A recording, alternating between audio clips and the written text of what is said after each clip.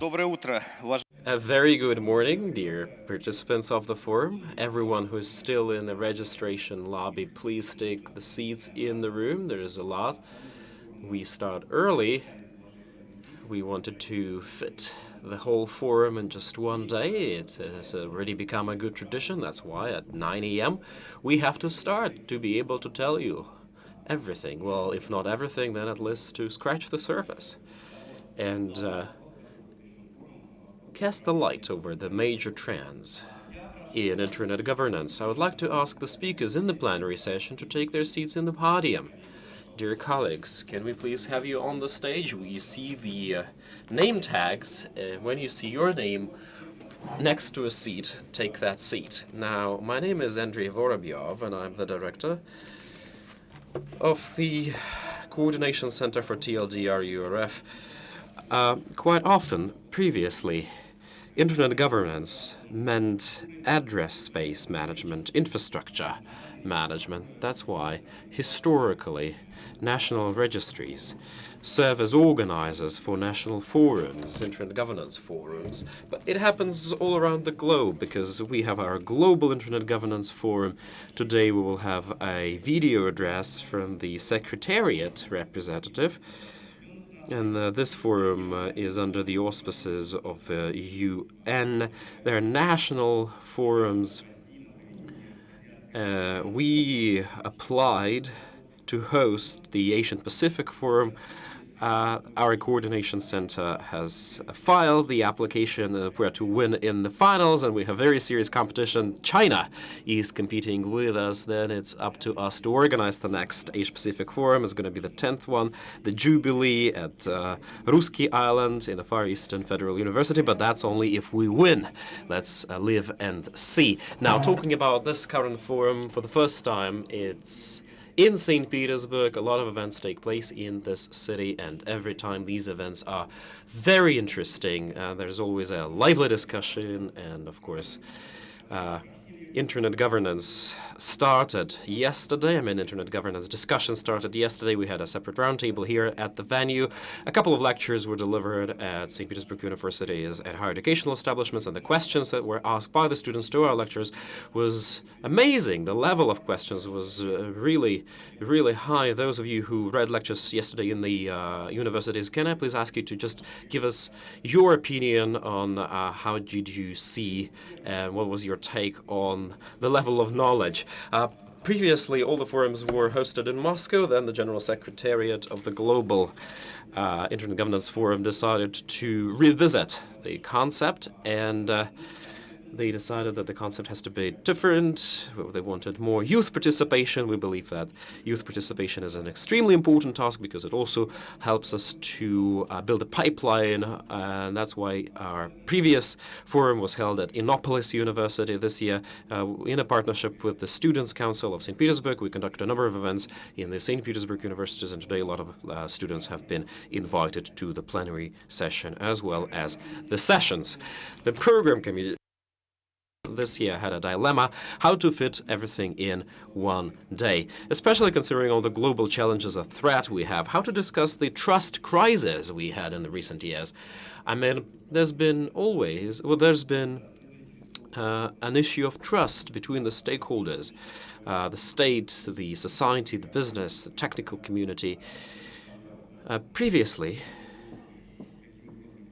it, I think, never encountered such kind of threats, and they never believed that they have to respond to the request from the government and the society. So the program is an extensive one. And after the plenary session, we're going to talk about the fake news, because the fake news are used in the political agenda. They're used for hybrid wars.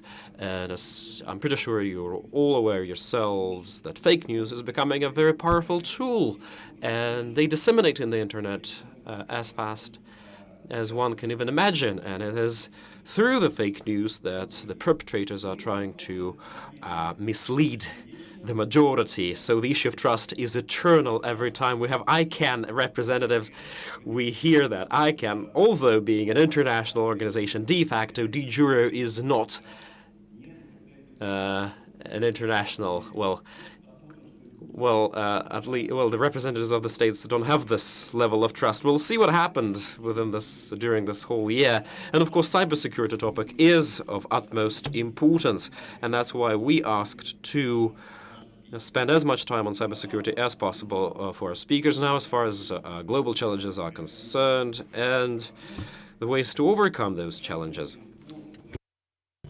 And we're going to talk about those challenges more specifically in the next sessions.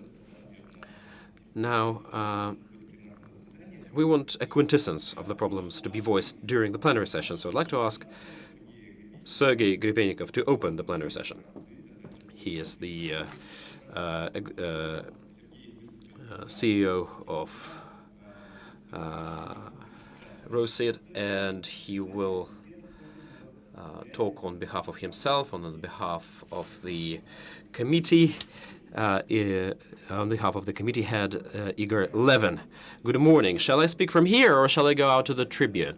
I think I can speak from here. Thank you and good afternoon. My name is Sergei Gribenikov and I'm the director for ROSIT. ROSIT is the oldest organization that deals with IT technology development in Russia, existing from 1996. And it is an honor and a privilege for me to welcome you here on behalf of the president on the Committee for IT and Telecom of Russia, of Russian government, Mr. Levin, who is also the head of ROSIT, and since 2018 he has also been appointed the chairman of the board for the Institute of Internet Development, Leonid. In his welcome address to the forum participants, marks the importance to develop IT technology in Russia. He says that there is a strive to move forward, which makes us on a daily basis to think first and foremost about cybersecurity, personal security, and data protection. And what's most important, in every welcome address, we should focus on international dialogue, and probably we should continue our dialogue at the UN, and we should do so in line with the rule of law, international law pertaining to internet and IT security.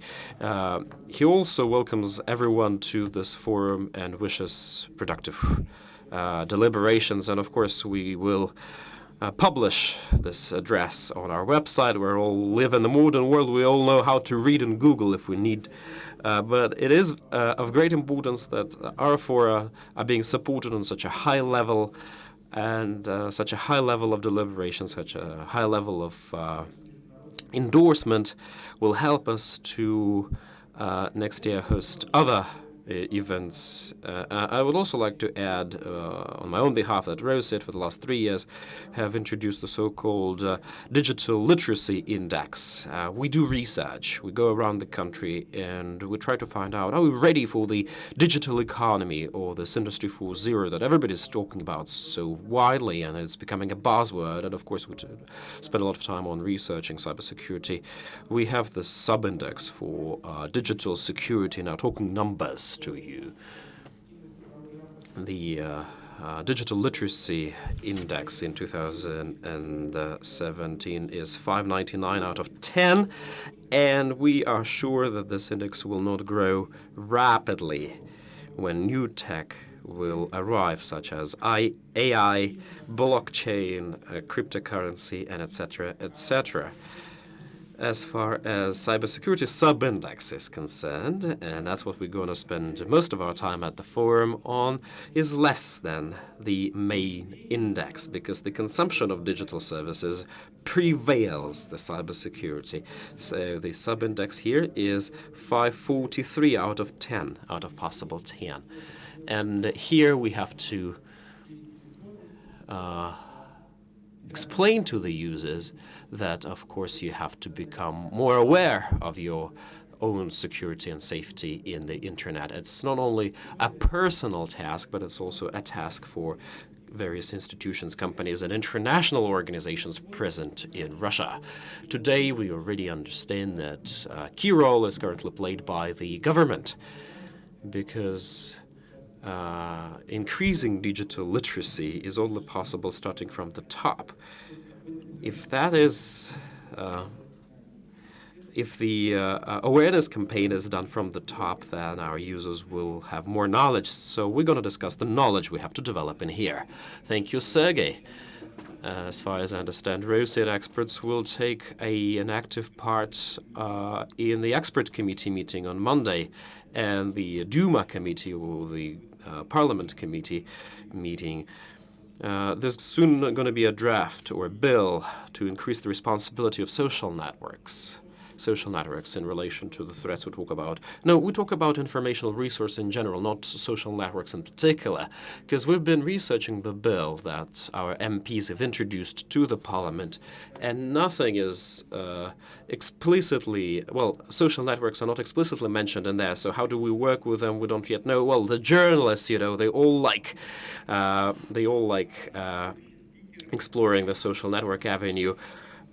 Next speaker, NCO Digital Economy. It's a non-for-profit organization established recently. The main founders are the leading internet companies, the IT companies, and not only the IT companies. Moreover, the government of the Russian Federation has recently become the founder of that project.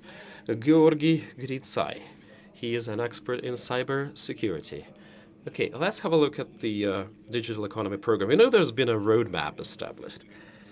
Since we're interested more in the digital security, digital safety, do you think this program, Digital Economy, preempts the challenges of tomorrow? And are they ready to brace what's coming? Well, thanks a lot for giving me the opportunity to speak.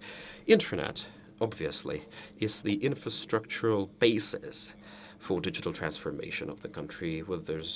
Should there be no internet, there will be no digital transformation. Internet is the key thing on which we base our digital economy infrastructure. And international ratings say that Russian internet story is quite advanced, so the penetration rate is pretty serious. However, we do have some additional programs on increasing the coverage, providing internet connection to social organizations and smaller towns. And what's characteristics for the Russian internet are the same threats that are characteristic for international transborder internet, the major ones being the development of global platform, and of course this defenseless of the end user in front of those global platforms, the expansion of internet, of no people internet, IoT expansion, internet-based economy, data transaction economy, and all the issues related to regulating this economy, transborder crime, which is also striving in the internet. So the major plans we have is to ensure the stability of the infrastructure, is to ensure that the Russian segment of internet is functioning. That's the key thing, the first key task. The second key task is to defend the rights and legal interests of the end users, and the search for a balance between the rights of the users and global participants in this internet economy and the states. So these are the major key objectives that we base our plan on. Also, as far as content goes, this plan consists of lots of milestones and events. Out of the key ones, I would like to mention the following. We want to establish an informational system in the internet where we will be able to coordinate the participants of the governance domain. We should provide for backup for critical nodes, monitoring of their stable functioning. And there's a whole range of things and measures we want to do to implement Russian cryptography roadmap. As the result of it, we should get some samples of software, both infrastructural and users, that can use Russian cryptography. There is a separate track we have there, a standardization track.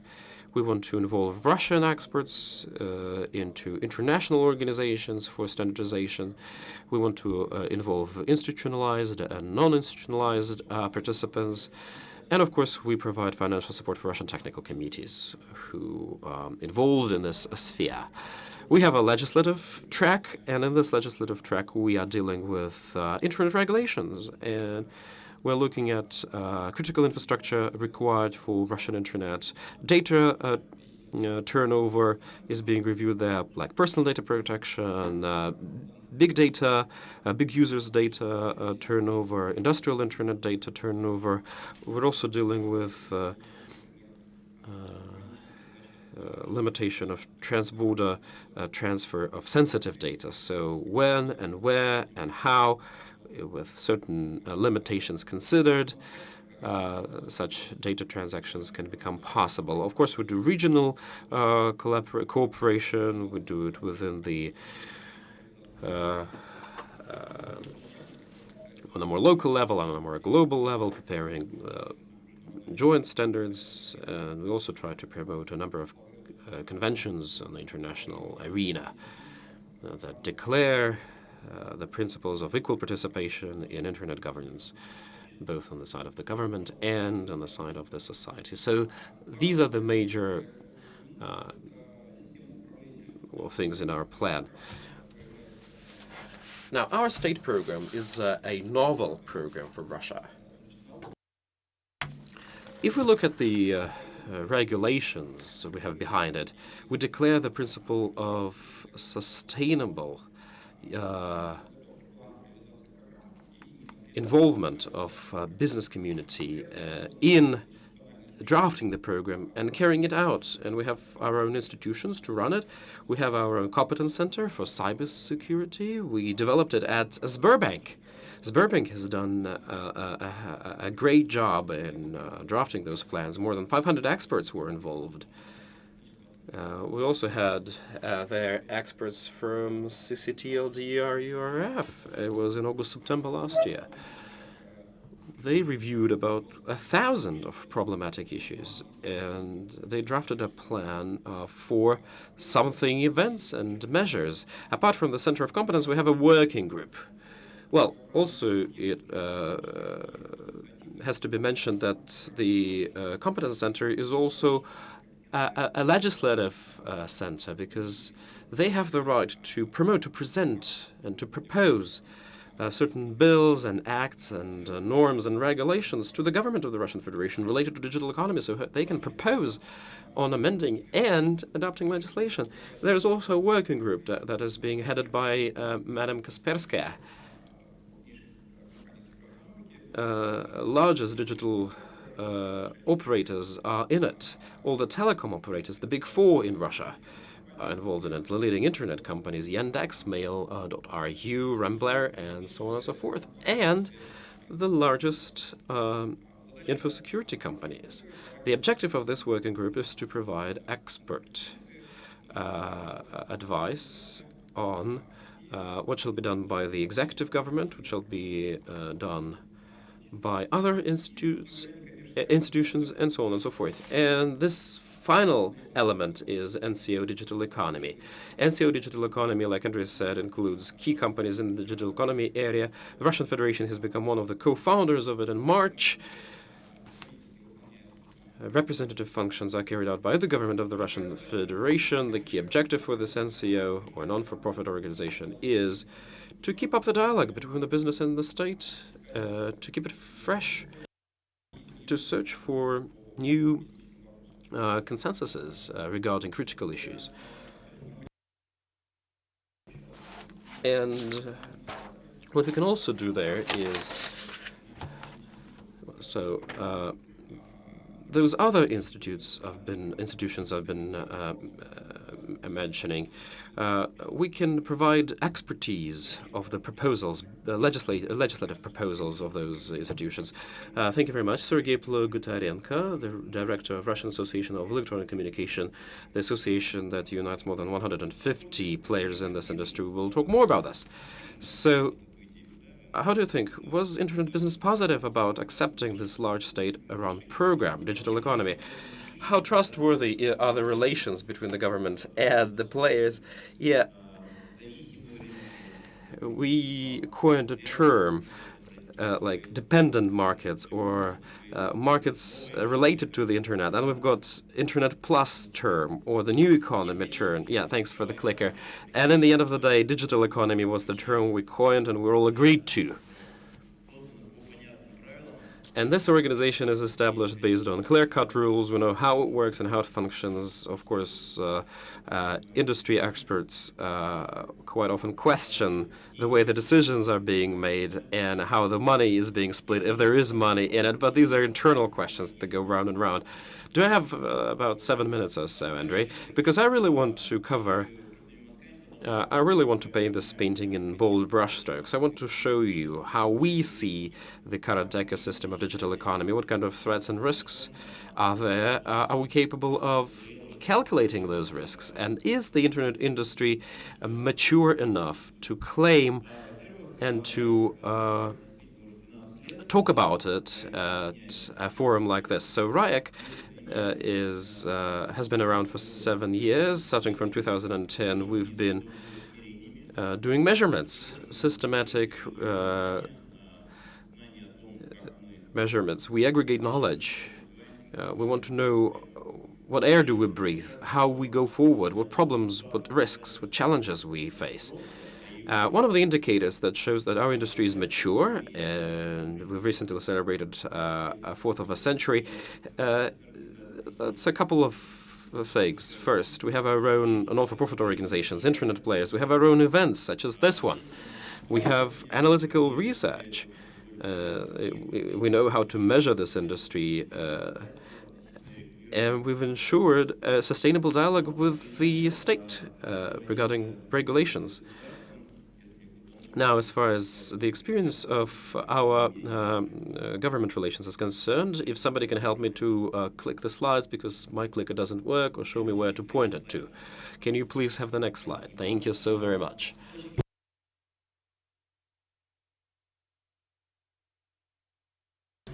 Now, everybody knows this story. Starting from 1999, the government has been collaborating with the industry.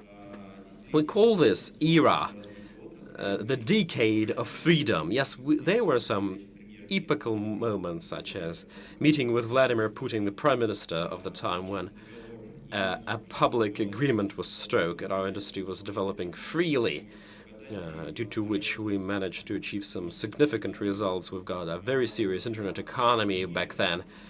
In 2013, we saw that a certain shift has happened in regulations and a new epoch has dawned, the epoch of sporadic regulation. But the industry became ready, and starting from 2010, we became quite outspoken. We started communicating explicitly that we want to become a full-fledged participant of the regulatory process. Were we heard? Yes, we were. Not everything happened the way we wanted it to happen, but certain interfaces between the industry and the government appeared, and those interfaces were more or less efficient. Let us mark 2014. That's when the attention to us was at its height. It's the Russian Internet Week. After that, we've got our own Institute of Internet Development. We served as the co-founders of it, and a conscientious discussion followed suit. So it came clear that we should not only research internet itself, but how it influences the society. Now it all moved on to this digital economy domain, and finally the digital economy program is the final step. The digital economy program is the one describing how digital economy should influence the external market, how should it be structured within itself, and how should it be integrated to the global digital economy. Everything is very simple. In RIGF, we use the so-called industrial approach. So all the markets where added value is created by means of digital economy are called digital markets. So a very simple approach. This is a pie. It consists of 7 hubs, 10 tiers and 3 levels, and every year we run research on all of those things. We want to measure everything we can. We want to see what segments develop faster than others, whether there are any gaps. We really like that picture because it's recognized within our own industry. And We really want to marry this approach to all other programs we have today currently available for digital economy. So, talking numbers again.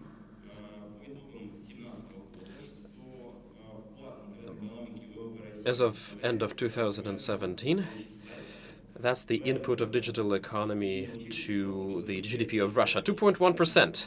Digital economy, it's the share in the total GDP of Russia.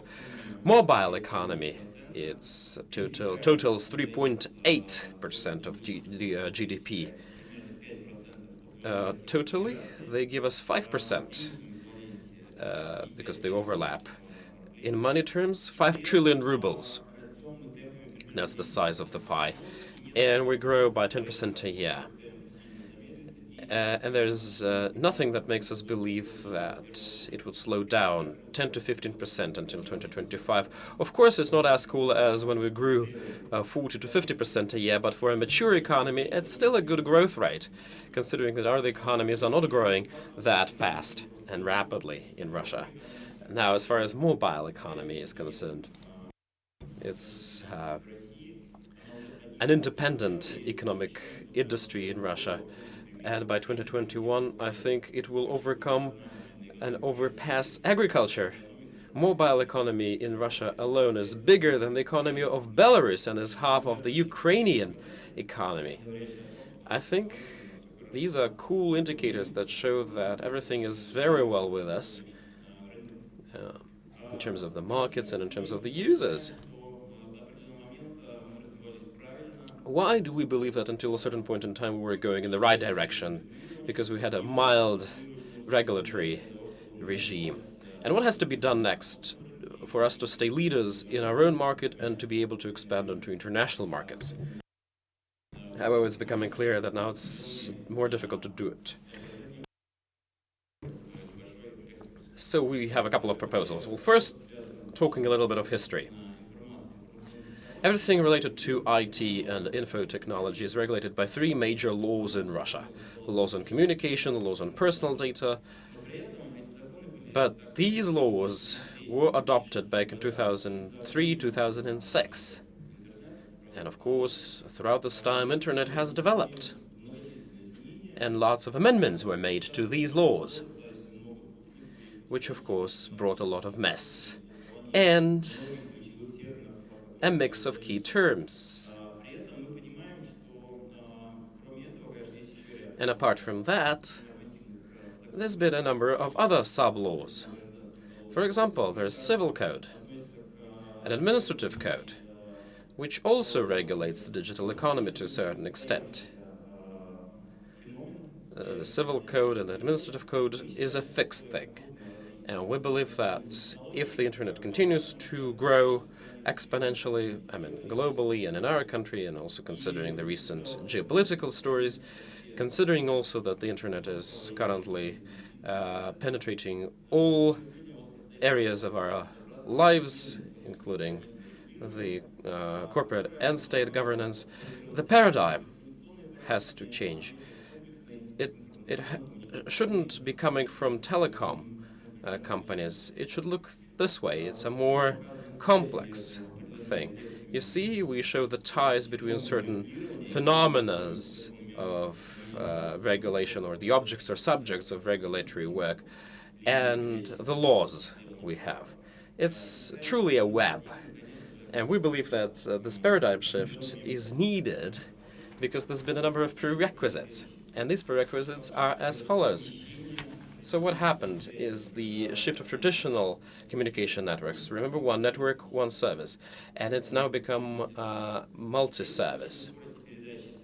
Rapid increase of data transfers, irrespective of its volume, irrespective of where the person sending the information is and where the person receiving the information is. It's become much more cheaper to copy, store, aggregate, and transfer the data. And the data can be addressed to an unlimited number of people. The amount of participants of the informational exchange has become huge. The internet has become the basics for commerce, for the majority of businesses, and it plays a significant role for economies of various countries.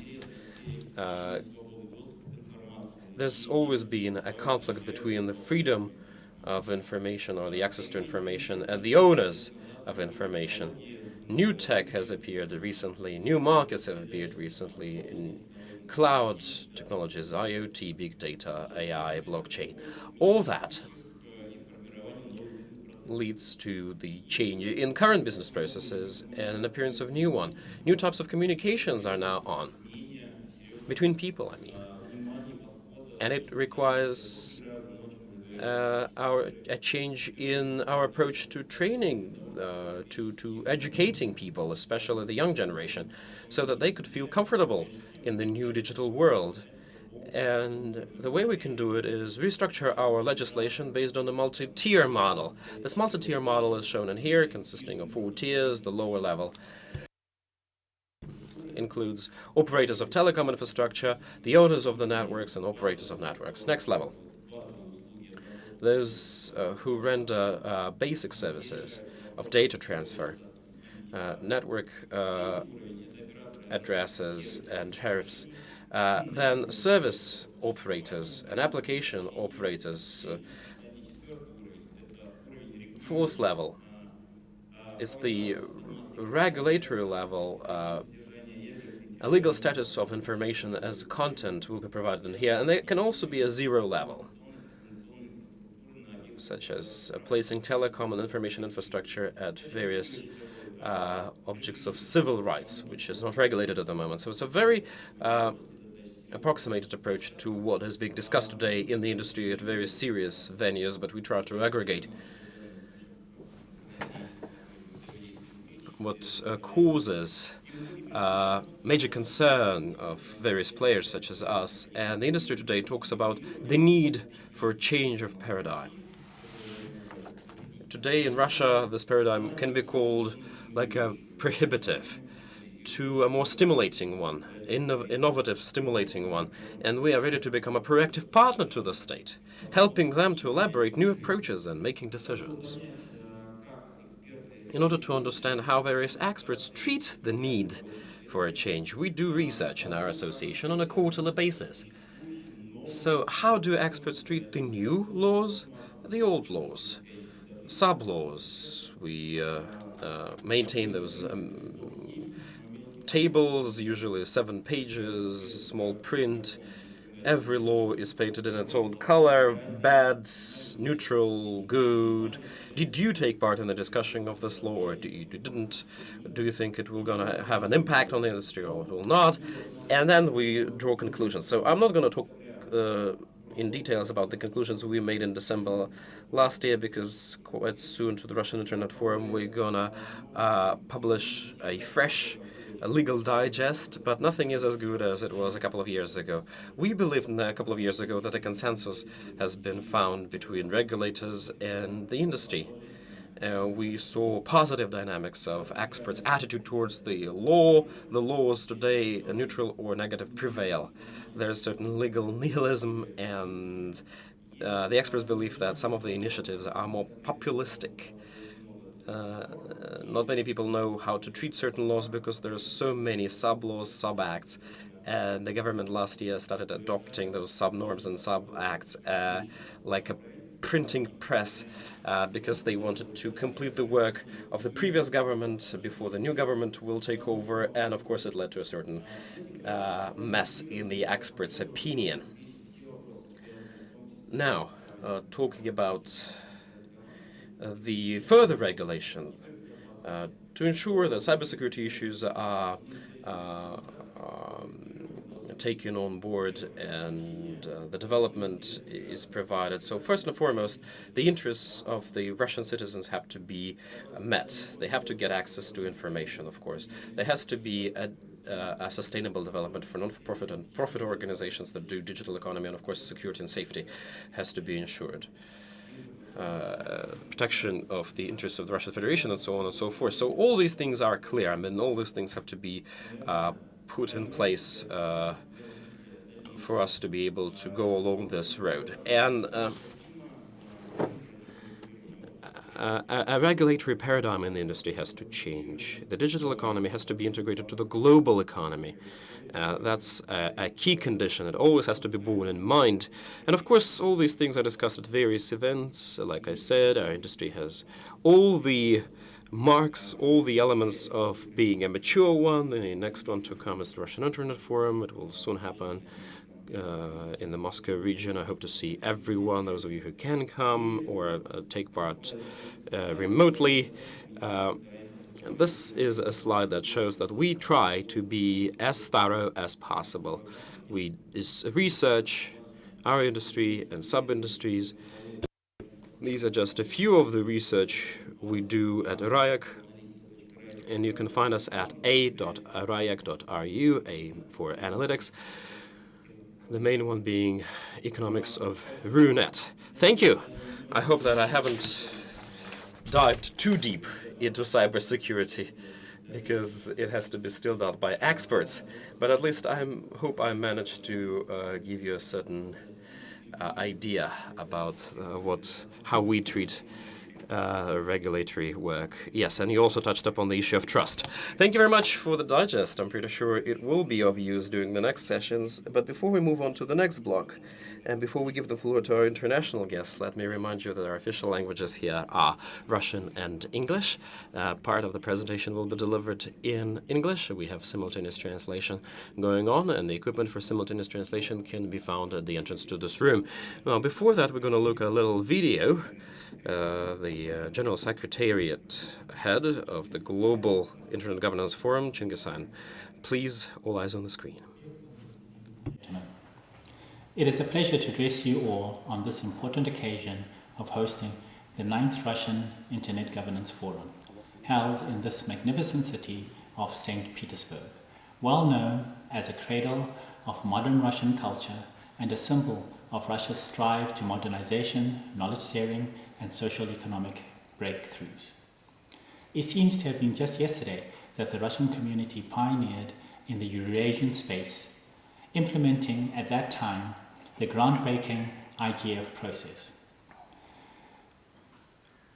With time, the IGF process in Russia has become a phenomenal success, and the celebration of the launch of .RF that has proved one of the first successful internationalized country code top-level domains.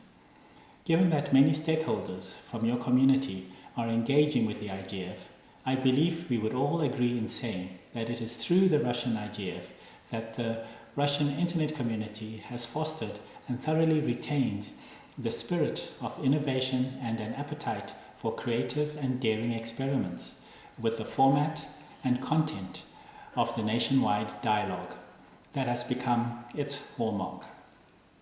Equally important is the fact that bringing in co-thinkers from across the CIS and beyond, the Russian IGF has played as a catalyst for many of them to set up a constellation of IGFs across the area and a vigorous cross-pollination, which has encouraged and enriched the multicultural exchanges in the Eastern and Southern European space. I had the privilege to join you in person last year during the 8th Russian IGF. The level of stakeholder engagement, as well as the respect for the process to be open, inclusive, and bottom-up, and of course, multi-stakeholder, was impressive. Just as last year, I am convinced that this year we will all learn a lot, as the agenda that you as a community have shaped promises a lot of good discussions. The outcomes, I am sure, will help not just the IGF process with enriching its substantive discussions, but also globally. It will be an important impact to the United Nations 2030 Agenda for Sustainable Development, given that many of the Sustainable Development Goals depend on the online-based technologies that require good internet policies. I would like to especially underline the importance for all of us to focus on the youth, on capacity building, and on bringing new and fresh perspectives to the internet governance dialogue. I am very pleased to see that the 9th Russian IGF has recognized this and will dedicate a significant amount of its time to young people.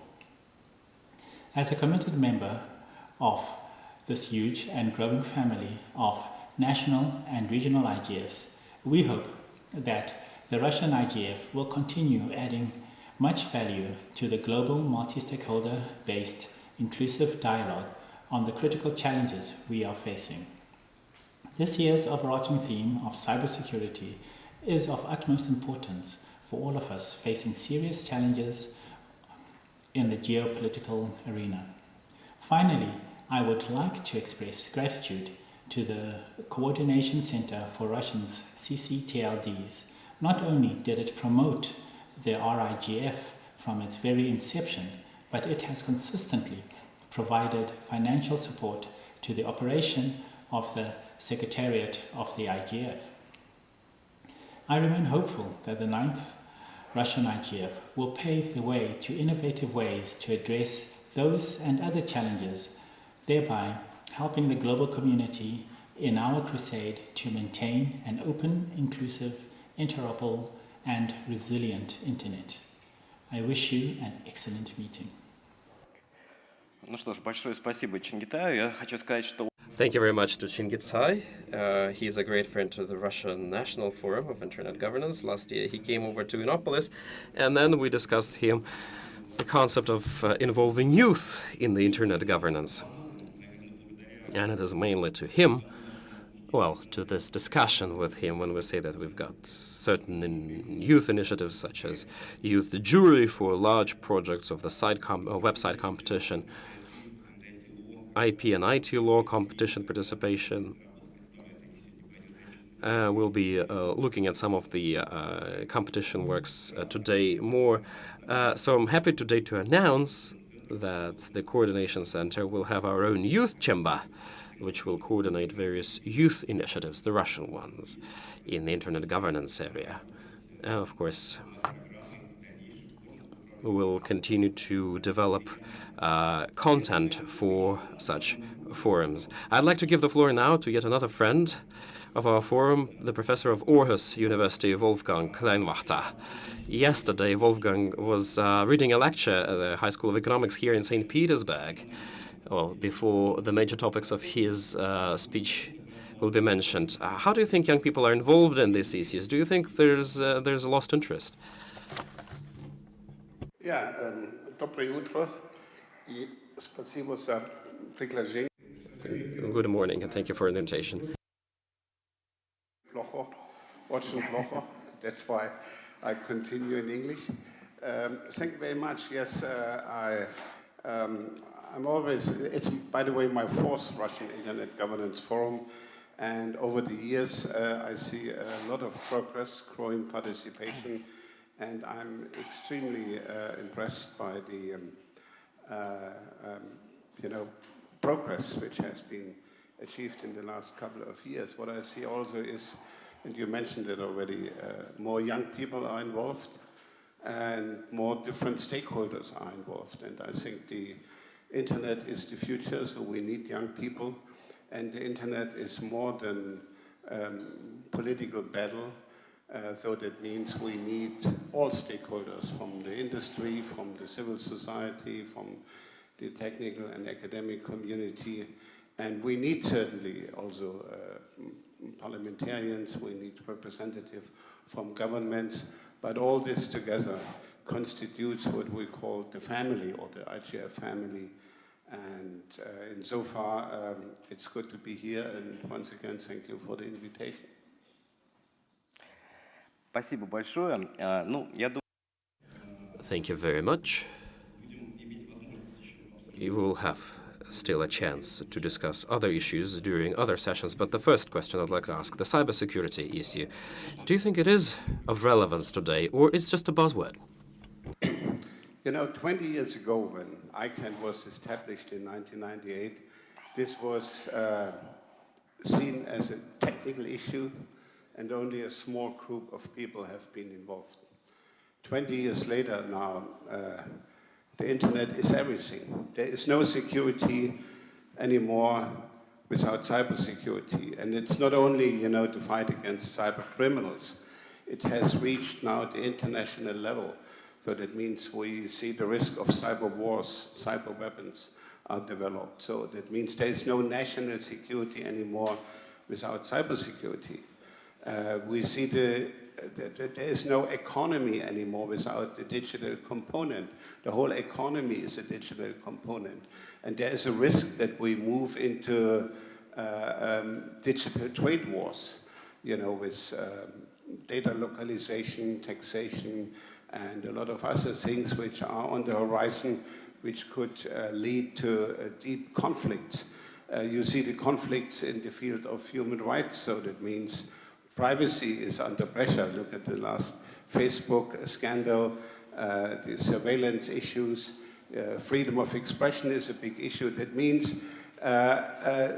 in all fields, security, economy, human rights, and even in the technology where you have now the risk of new code wars or standard wars if it comes to artificial intelligence or Internet of Things.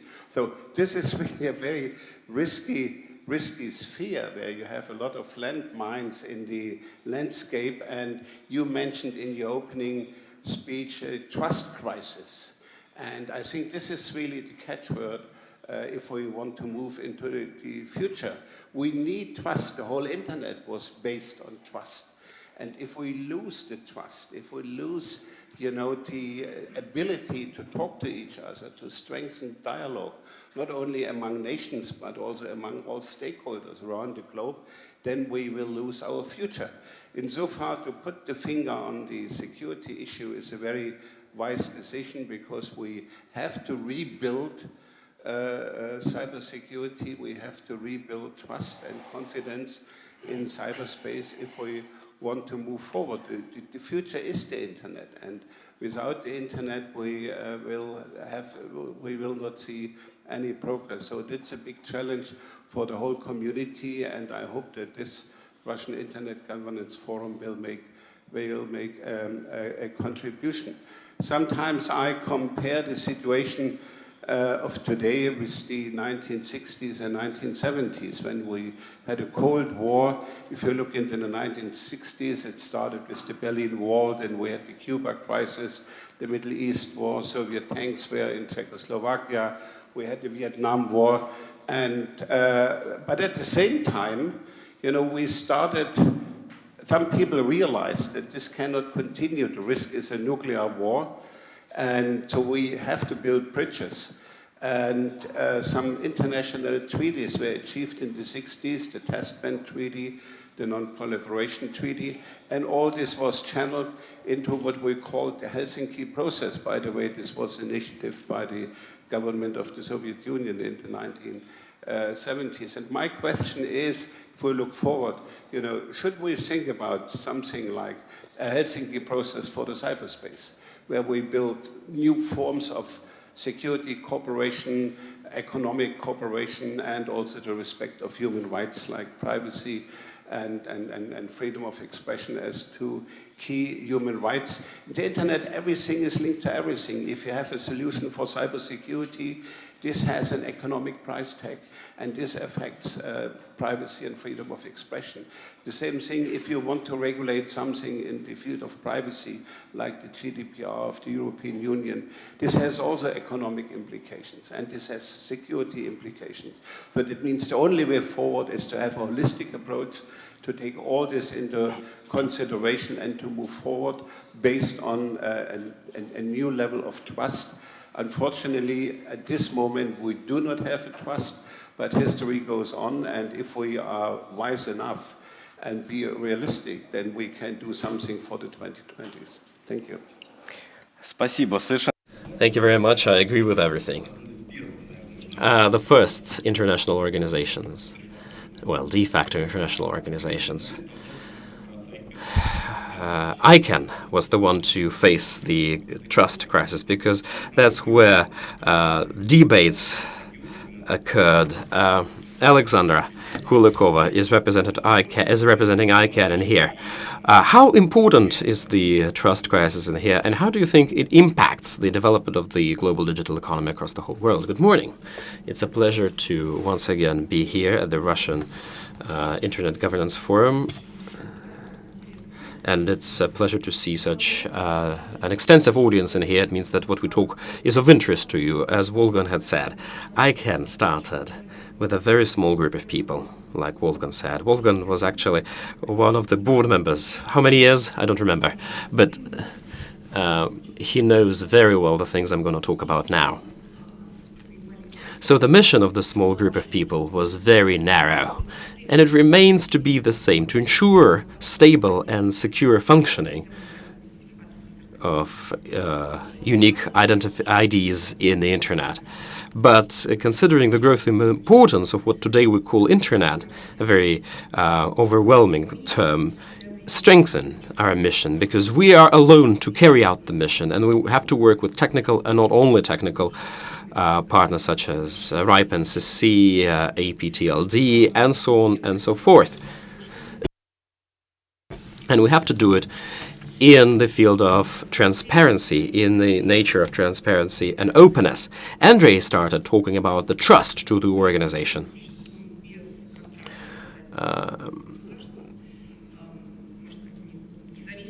We are an independent, self-governing organization. And we have lots of checks and balances, complicating this structure. The way we build trust is being transparent, is being accessible and accountable for the processes we have. But coming back to the topic of our today's discussion, cybersecurity is a huge and overwhelming term. Today it's being used to denote many things that may mean absolutely different things for different stakeholders. As I told, our mission is very narrow. It is important, but it's mainly about ensuring fail-free functioning of domain zones. And today, DNS system is quite often being violated. And we have a separate project going on data disclosure that we have about such violations or frauds. We get them from registries that we that are available to us, or registering organizations, and we discuss those violations together with the community, and it's not the organization that rules, that makes a ruling or provides a decision. We want the solution to be developed together with the community. Well, DNS abuse and misuse also has to happen with as much transparency as possible and data exchange with as many stakeholders as possible.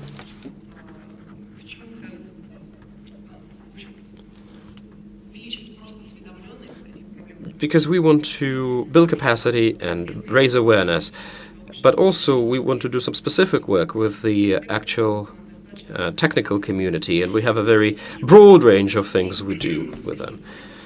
So in this regard, I would like to talk about 3 trends. They're not new, but they're still important in this conversation. So the first trend is there is a huge interest towards asset building, capacity building.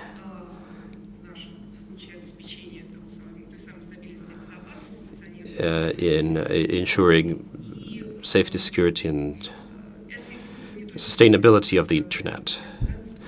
This trend is currently being also deemed as important by other stakeholders. Well, reacting to cyber incidents, working with academic communities. These issues are becoming more important today. The demand is growing much faster for it, than our supply, meaning our human resources, the things we can do, basically. And it also happens with the backdrop of something that we've been talking not only for a couple of hours, but for a couple of years. That's the trust crisis and geopolitical difficulties that hinder the data exchange, helping us to investigate. What we see in the media is just the tip of an iceberg.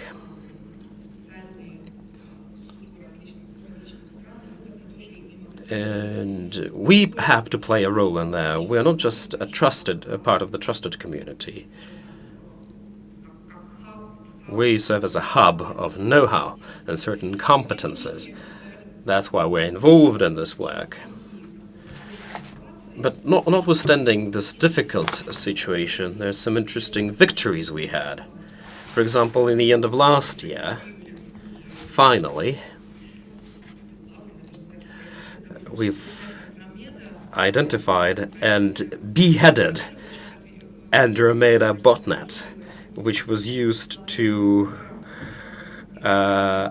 distribute 80 pieces of malware. Well, it served as a carrier, basically. And various services and various stakeholders participated in this activity. FBI, Europol, private companies such as Microsoft and ICANN Corporation.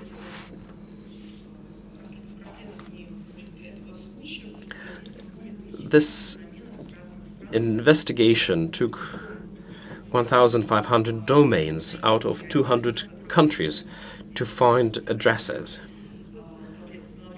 which were related to this malware distribution. Of non-European countries, Belarus participated in the process, which is a great thing because it means that the collaboration is there, the dialogue is there. And the third thing, which I also must mention, and I think it's one of the most painful topics, not only for ourselves, but also for other partners, the influence of local, national legislation on the things we do, on the procedures that were around for a number of years. Well, let's take a well-known law on, well, the EU regulation on the GDPR. I think that's the most popular abbreviation in the ICANN list. You know, we're always been criticized for talking our ICANNese language, but today it's one of the most popular abbreviation. That's how a local legislation, that's an example of how local legislation can influence technical services which have been around for many years. And I mean mainly the Who Is service that ensures, well, access to data, the registration data of a domain to anyone. So we cannot keep the same functioning of it, I mean, like in the previous years, if we stay in line of the GDPR legislation. So today, the whole world is trying to figure out how to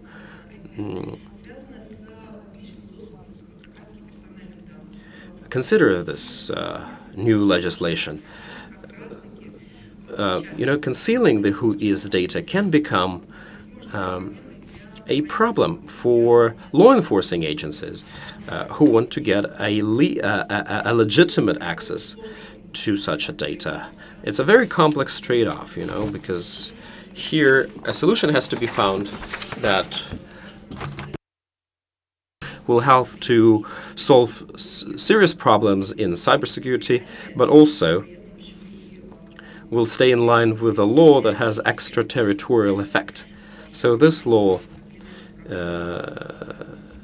covers all companies who process data of European citizens, even if they are not registered on the territory of the European Union. So our approach is going to be probably a multi-layered one. We call it a tiered approach or a tiered access, meaning access but not for everyone through the special accreditation system. Probably such an accreditation will be established for law enforcers. I say probably because the process is still ongoing, and we do it in consultations with many parties and stakeholders. Firstly, with the European regulators, EU regulators. I brought this example up, and I'm coming to an end to show that this is a local, separate, regional legislation, but still an important one because it covers and it produces an effect on lots of citizens, companies. But how many more initiatives like that will appear around the globe? How many more laws will impact our activity? And we're openly saying that all our politics and all our processes in line, and they adhere to national legislation. So jurisdiction comes first, as they say. And it's a great challenge today, and there will be much more challenges in the future. So these are the things I want to talk about today. Thank you, Alexander. RIGF NCC had to deal with the same challenges. It's a network registering center. It serves Europe. It distributes address CRISPI. CRISPI is representing, Chris Backridge, is representing RIGF NCC here at the forum, and previously it was purely doing its technical functions, just distributing the blocks so that the network operators, it was convenient for them to work. Now the politicians, the law enforcers, non-governmental services are knocking on their door, so to say, in Amsterdam, and they say, you know, we have to raise up the requirements. Chris, can you tell a little bit about that process, please? Sure, thank you, Andre. First of all, I'm here today stepping into the agenda for my colleague Maxime, who's not able to be here. Unfortunately, he wasn't able to pass on his Russian language skills to me, so thank you for indulging me in speaking English here today. Thank you to the translators. I'd like to congratulate, first off, the organisers, but also everyone here on this 9th Russian IGF. We have, I think, at last count, around 25, a bit over 25 national IGFs now in Europe and Central Asia. We have 3 regional IGF events, 4 if you include the Asia-Pacific one. And it's easy to miss the point or gloss over the point that the Russian IGF was really one of the first national IGF events, and that Russia was really one of the first countries to embrace this model for building a national community, for addressing national internet governance issues in a really open, multi-stakeholder, bottom-up kind of way. The RIGF NCC has really been proud to support this event, I think, over all of that time, certainly most of that time, not just because so many of our members are here, not just because we get to have conversations with lots of different stakeholders from Russia, also from other countries around, but because that open discussion, that open bottom-up process is really something very intrinsic to RIGF and the RIGF community. This is really a model that we've championed, that we sort of said, this is how internet governance should be handled, and that's been taken up by the community here, and so we're very proud to support that. I'm particularly pleased then to see that model and being used and be able to focus on an issue like cybersecurity, because this is really a huge issue. I mean, it's a huge business, it's a huge aspect of what the internet is today. I think we've heard from all of the speakers here about how important that is. And it will only get bigger.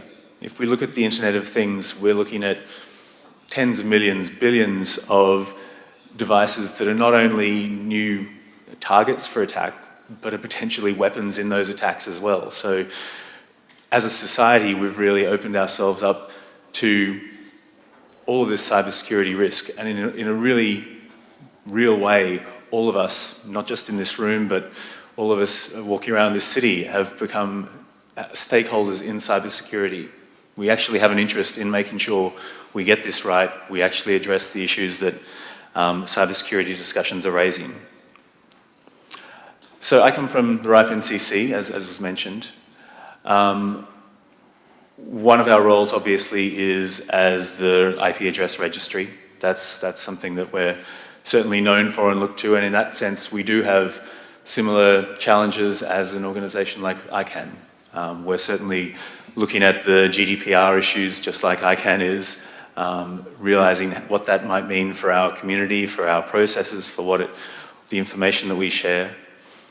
As an organization that has responsibility for that registry information of users, of organizations, we clearly have a real stake in making sure that our security awareness is top-notch, and I think that we do that. But I think the other aspect of the RIPE NCC, which is really critical to this cybersecurity discussion, is the facilitation of the RIPE community. And so the RIPE NCC serves as secretariat, coordinator for that community, but the community itself is open. Anyone who has an interest there can take part, can contribute to those discussions. And a lot of the time those discussions are very technically focused on issues of how to make networks stronger, how to, looking at issues that might face network operators. What we always say about that RIPE community is it's open, it's inclusive, it's bottom-up. Something that we don't perhaps focus on so much, but which is really important to this, is that it's problem-focused. As I think Wolfgang mentioned, there are so many political discussions around this issue that it's really important to come back to what are the problems we're trying to address, what are the solutions that we can come up with for those as a community. And I think RIPE, as a consensus-based body, so we don't have any voting, we make decisions based on the consensus of that community, needs to be focused on the issue. It can't be focused on what are the political issues here, who's voting for this, who's voting for that, why are they voting that way. It needs to be focused on what can we do to actually improve the problem. And so I think that's really suited to that RIPE process, but it's also suited to the kind of process we have here in the Russian RGF. That idea that security is a process rather than a state of being, I think is becoming a cliche at this point. So I won't belabor that point too much, but it is worth sort of keeping that in mind, particularly when the system, our cybersecurity defenses are only as strong as the weakest link. So that really, that's a process, the cybersecurity is a process that really does need to have everyone's involvement. We really do need to embrace that term, multi-stakeholderism, that perhaps has become a little overused in recent years. I think there do still remain key challenges here. I mentioned there are 25 national IGFs around the place. I think my colleague from RIGF earlier mentioned the whole range of different events that are happening even just in Russia. That's a sign of a healthy, mature industry, but it's also a challenge. It also means that there is that risk of fragmentation, not fragmentation of the internet, which I know has been discussed, but also fragmentation of the discussion around these issues. Are we all talking to the right people, or are we just talking in our silos? Are we just talking to the people that we know and missing the bigger picture? So I think that's a challenge that needs to be looked at. And I think adding to that is also the fact that sometimes we can talk past each other. Yeah, I think someone mentioned cybersecurity is perhaps a buzzword, and in a way it can be. I think if you're talking to someone from a ministry about cybersecurity, they probably have quite a different idea of what they're talking about than if you talk to a network operator or if you talk to a device vendor. So finding that common ground, finding that understanding of what it is we're actually talking about, what problems we're actually addressing, is a really key part of this. So I think if you want to look at a goal for today, a goal for an event like this, having those kind of discussions, building that kind of cooperation would be a success for an event like this. The solutions probably won't come about today, we probably won't work that out, but if it leads to further discussions in other venues, and that could be RIPE, it could be ICANN, it could be the IETF, or it could be in the halls of the regulators and the ministries coming up with that regulation that will help further cybersecurity, but won't actually hinder the growth of the internet that is so intrinsic to national economies. So yeah, with that, thank you for the opportunity to be here today and to speak and to listen to the discussion. And of course, happy to talk to anyone further about the role RIPE NCC plays. Спасибо большое, Крис. Thank you very much, Chris. It would have been very strange if here in Russia, being in Europe and in Asia, we wouldn't look in the East, because as the good tradition goes, China, Vietnam, Malaysia, and many other countries took part in our previous events.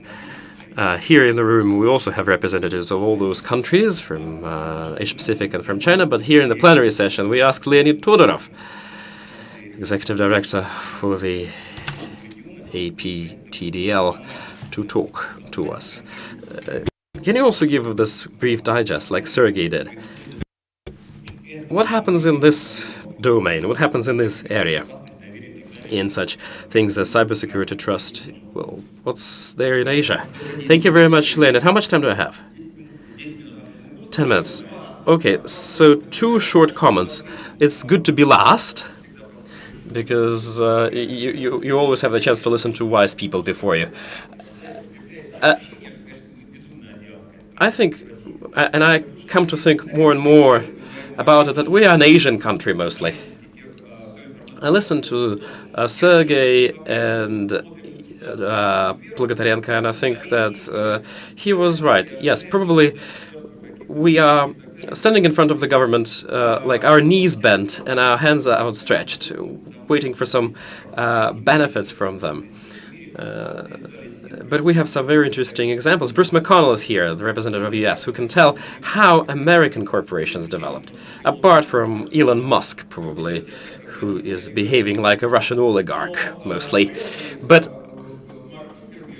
I don't think Mark Zuckerberg or Steve Jobs were ever asking permission from the Russian state or even researched various legislative paradigm before they did something. But also we have here a representative of China, Li Yan.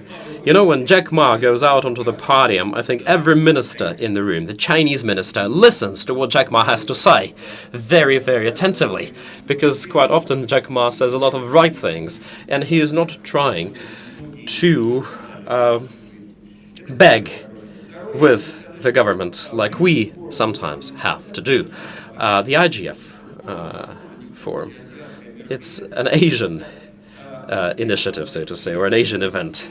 I don't mean the global forum, but the majority of the national ones. We live in between the rituals. It's a plenary session. We all sit down, and here we tell you something. You pretend to be listening, like the young people. And Chris said it right. Are we really talking to the people we need to in the language we want to talk to? And I think it's a serious problem we have to change. But it's just for your information, a little bit about Asia. Usually I talk about myself and I identify myself as an Asian Pacific national. And I represent not just one region, because here we have Chinese colleagues, Vietnam, APTLD colleagues, Kazakhstan colleagues, Belarus colleagues. Well, quite a few people who represent our organization in here. And I would like to just briefly say, so that you understand, that usually one national domain with a Latin lettering, one organization that manages it. These organizations within a region are united in an organization. There are 4 such organizations, and APTLD stands for Asian Pacific TLD. My region is a big one, a huge one, because it covers the whole Middle East, Asia, Turkey, all Oceania states and islands, just to mention for yourself, and what I usually call the Anglo-Saxonian minority, the 2 antipodes, New Zealand and Australia. It's an amazing region where 2,300 languages are being spoken. It's a special region. I'm not even going to talk about the importance of this region in the world. I'm not even going to explain to you how many people live there and how many internet users are there. 700 million internet users in China alone. And our event, if compared to Wu-Jane Summit, Wu-Jane Conference, is just a scent particle, because they have an amazing audience. 6,000 people. Nobody leaves. And I measured the screen there, 43 meters at least in range. That's the screen. High tech, everything is very top notch. But what I would like to talk about the region, to tell to you about the region, well, this region is very poorly protected as far as cybersecurity goes. 60–70% of companies that don't do cybersecurity at all. More than 70% of those who use internet today don't even understand what cyber hygiene is. They're not very keen on tracking how cybersecurity has to, well, on knowing how cybersecurity has to be done on personal level. Today in this region,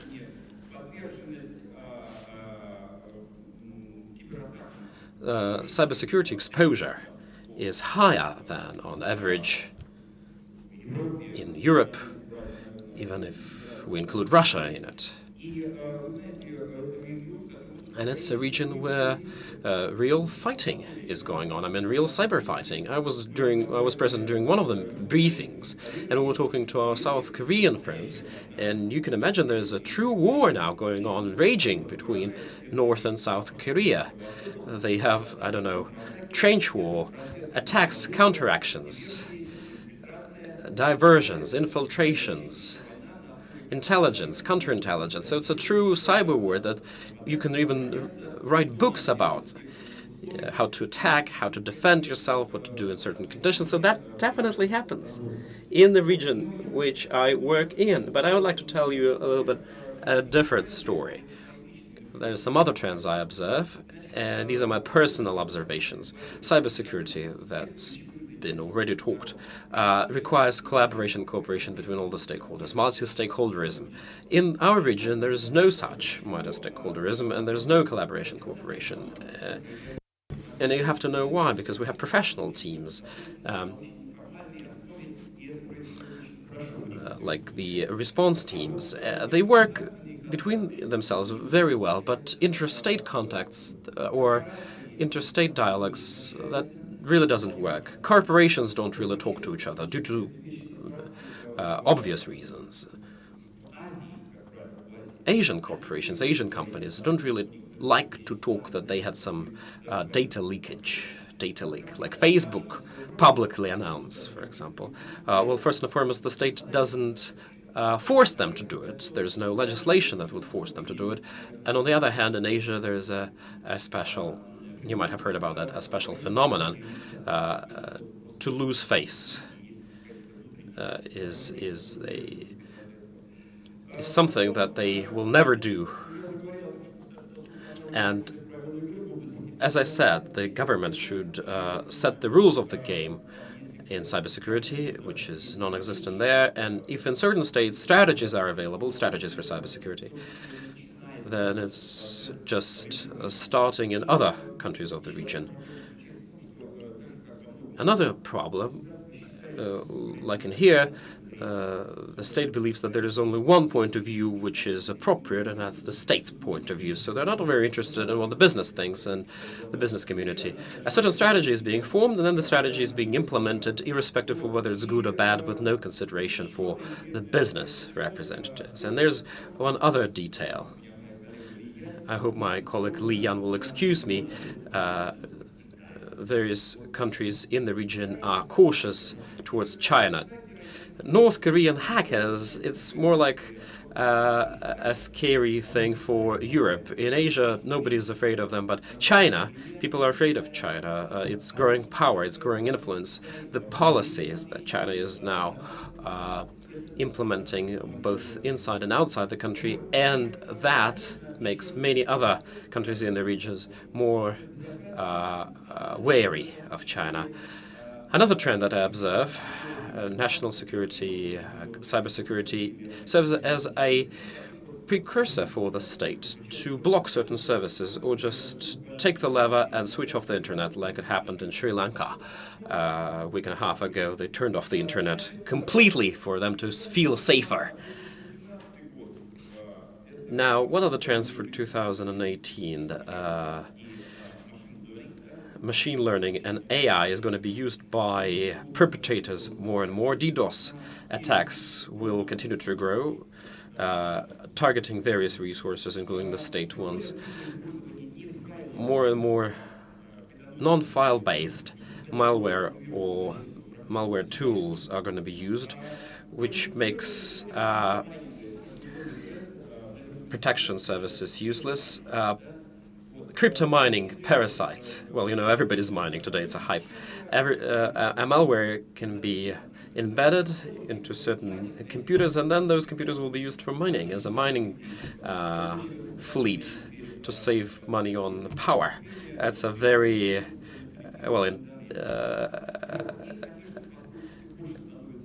a very well-known crime today in Thailand and Philippines, and since there are more and more mobile internet users today, there's more malware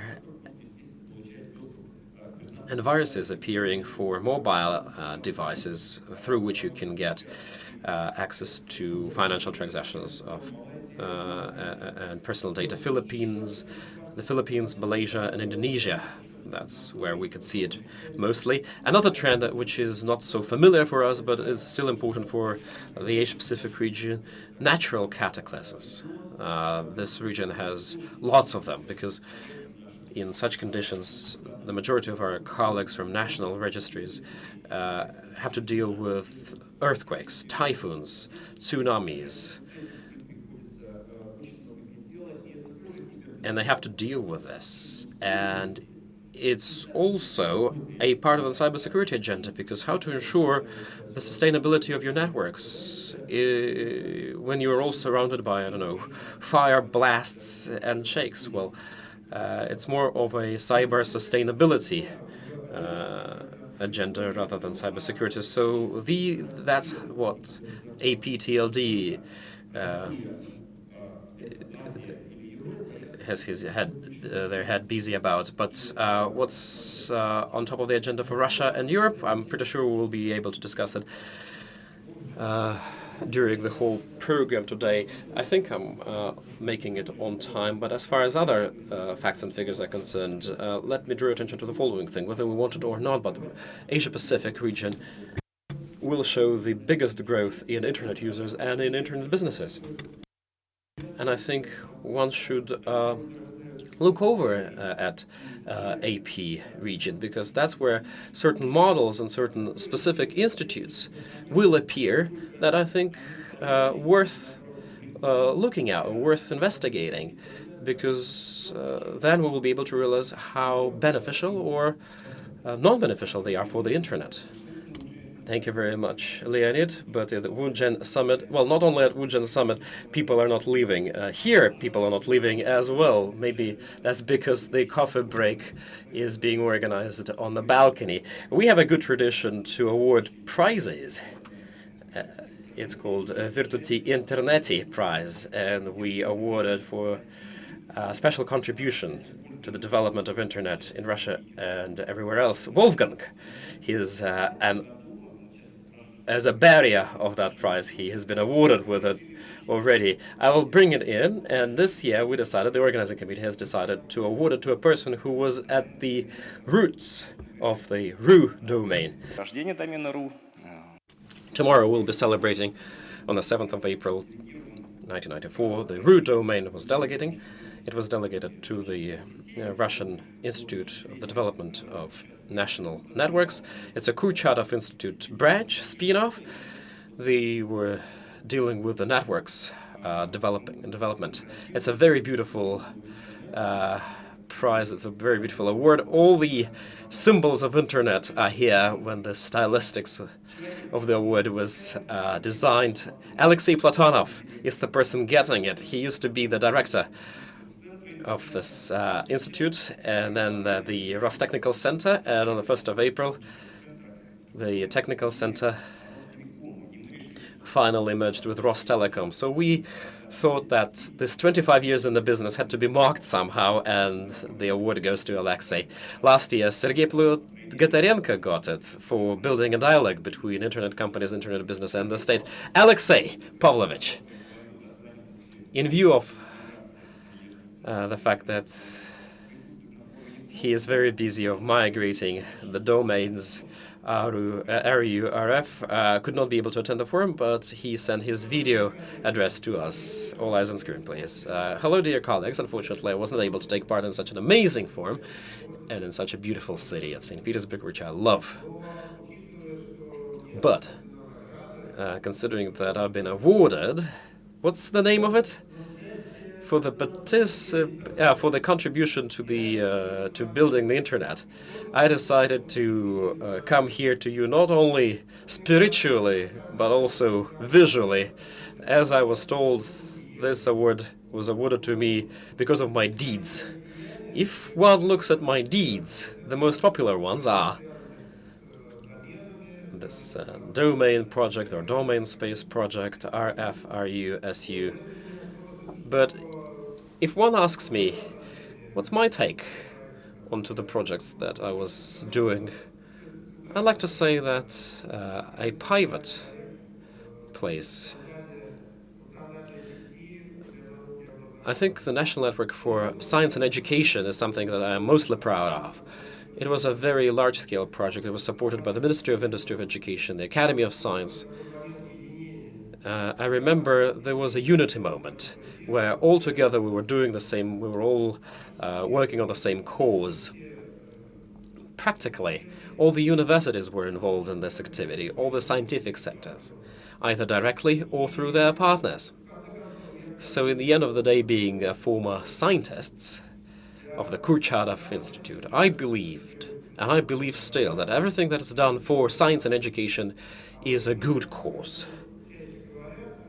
And the projects that are mostly mentioned in this regard came as a byproduct. And I think it's only relevant for international practice when an operator of national networks deals with domain projects or traffic exchange points. But since they're not so commercially interesting, but nevertheless very needed for internet, we decided to do it as well. But as opposed to, well, what we did, as opposed to other countries, I'm sorry, our state does support us in funds. Unfortunately, the funds that we were provided were not enough to sustain even the scientific network. That's why that project, the RU-RF project, grew and came out as just a need. But then we commercialized it, and we made our contribution to the development of the Russian domain, the Russian network. Then in 2010, the scientific network was over, and then those projects spinned off to live their own independent lives. I think their current level is very high. I won't bore you with my memories. I just want to once again thank you for the great honor you give to me. It is a real pleasure and an honor, because I believe the official awards, they're of little value. But an award that is given to you by your colleagues, by your peers, it's a totally different thing, because only peers are capable of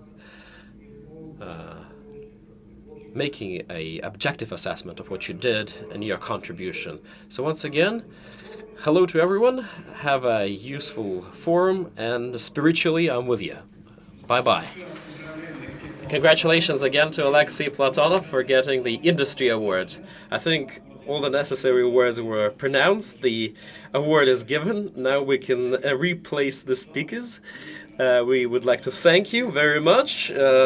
Here's to you for an amazing presentation. You see the awards are, the prizes are brought in. You see there's another point, which is also a tradition. IP and IT Law Award ceremony. Student works and some of the schoolboys and girls and young scientists were writing papers on IP and IT.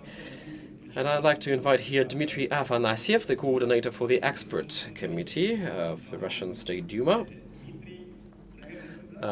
Dmitry, would you like to come here? I'll stay close.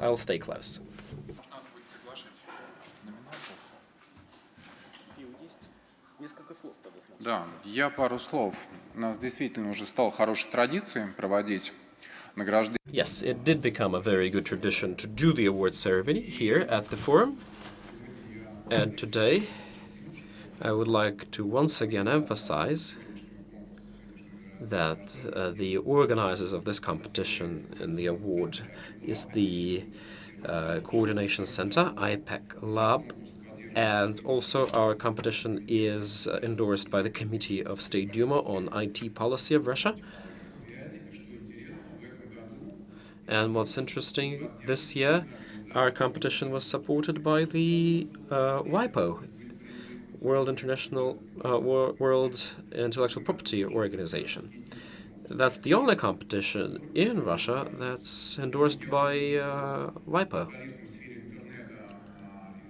I know that Arbitration and Mediation Center is known to the internet users, but WIPO, for everyone who deals with IP in IT, it is the main regulator, the main aggregator of practices. That's so important for us that our competition was supported by them. So apart from our traditional prizes, what we're also going to give is a special WIPO prize. Also, Skolkovo has endorsed us this year, and all the winners will be able to get enrolled in the Skolkovo Patent School, which will be free of charge to them. I'm not going to even list how many prizes these guys will get, because the bags will be huge. I mean, really huge. There will be gadgets and diplomas and certificates from the State Duma, from the Research Center of Private Law under the President of the Russian Federation, so lots and lots of things. And that I will talk about the content of the papers. Last year, we had lots of papers dedicated to blockchain, a fashionable topic. This year, the majority of the papers were about AI, artificial intelligence, robotics.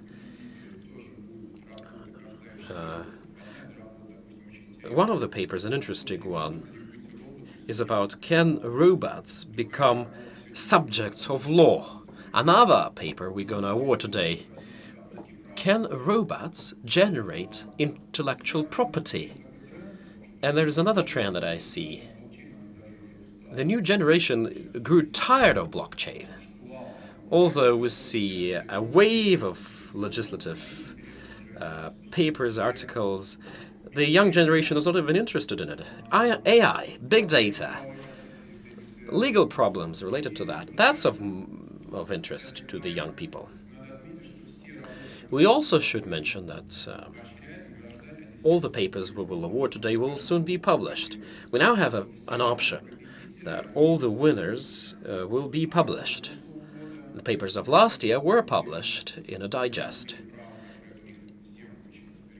internet, in law, a magazine or digest. All of you who are interested in IT technology's development in general will benefit from reading it. This year, all of our winners, 5 of them, will be published in e-commerce magazine. So now I'd like to move on with the award ceremony. First, we will announce the 3 winners. They're all here in the room. I don't even know some of you. And we go, as tradition goes, from 3rd place to the 1st. They don't know which place they are taking.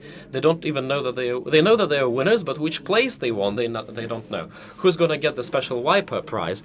And the WIPO prize will go to the 1st place. Well, it is unknown to the winners themselves. Yeah, suspense, like at cinema festivals. I'll start with bronze. 3rd place goes to Anastasia Sukharyeva, master student,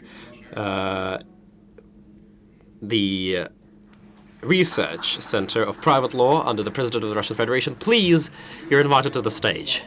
Her paper was about a very difficult issue, intellectual property, when with 3D when creating 3D printed objects. A couple of words about yourself. I would like to say huge thanks to the organizers of the competition for the opportunity to present my paper, my work, to your judgment. I chose a very popular topic. I wanted to look at the 3D printing from the through the lens of law. also it's not anything not new, but whether it fits into the current legislative and legal issues. That was an interesting question to look at. She's from the Research Center of Private Law, and also this Research Center was a part of the jury, but there was no conflict of interest. It's just a coincidence. So thank you very much, Anastasia, for participating. Congratulations to the laureate. Thank you very much. And now we're moving on with second place. Second place also won by another Anastasia, Anastasia Semyonova, the Minister of Foreign Affairs of the Russian Federation Institute. Anastasia wrote a very interesting work. Yeah, you had to bear the name of Anastasia in order to become a laureate, right? To win something here in this competition, you have to be an Anastasia. Thank you very much. I was writing about whether we could call a robot an author and whether we'll be able to do it in some period of time. I came across the news that in the Netherlands, the museum workers produced a very interesting program that analyzed Rembrandt paintings, identified certain characteristic features, and tried to replicate or to recreate, make its own paintings that would remind the maestro's style, trying to, well, not to copy, but to follow in its footsteps. So I was trying to investigate a very interesting issue of whether a robot can be called an artist, a writer, and whether it can be described in a legal way. So thanks a lot for the organizers of the competition giving us an opportunity to research such interesting domains and areas. We did find a lot of new things for ourselves, and thanks a lot for the organizers for this event. Thank you. Thank you.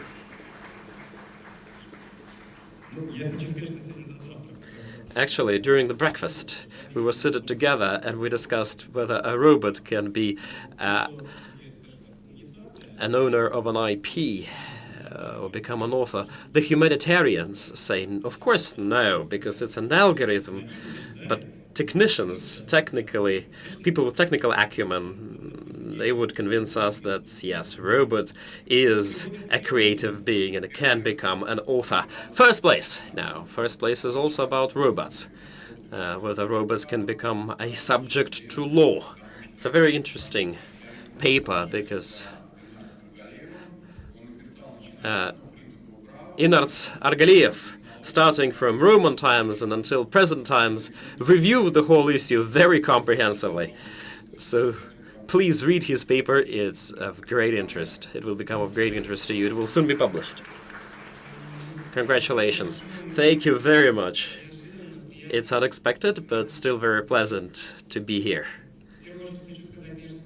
First and foremost, I would like to thank the organizers of the competition who pay so much attention to topical issues like internet and so on and so forth, IT,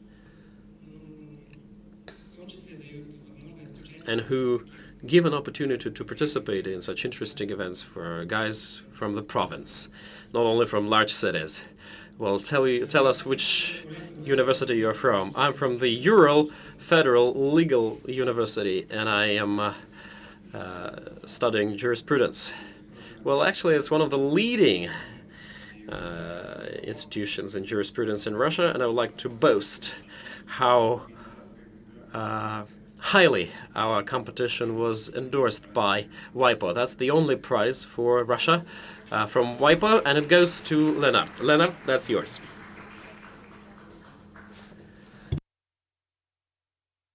There's so many presents. That also goes to you. And that as well.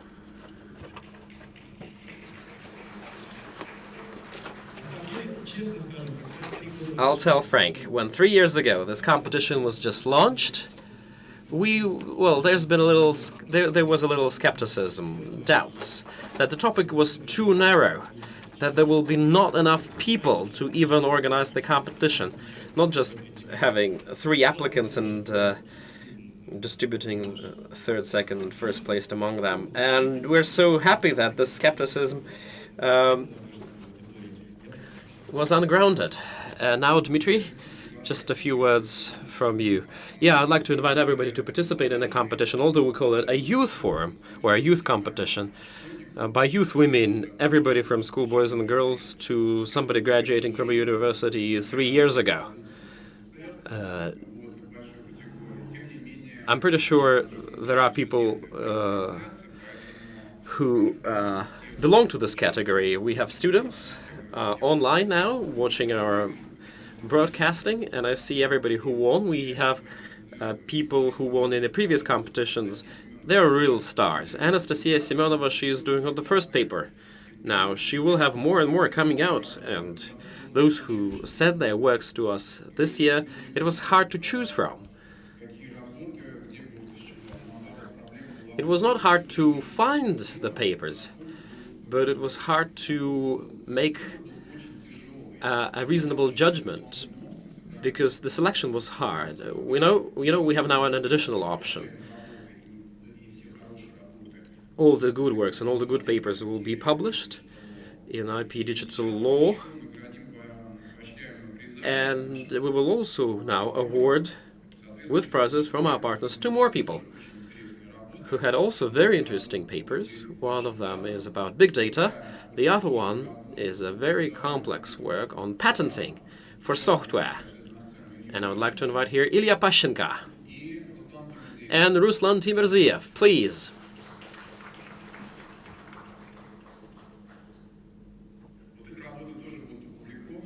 Their papers will be published as well.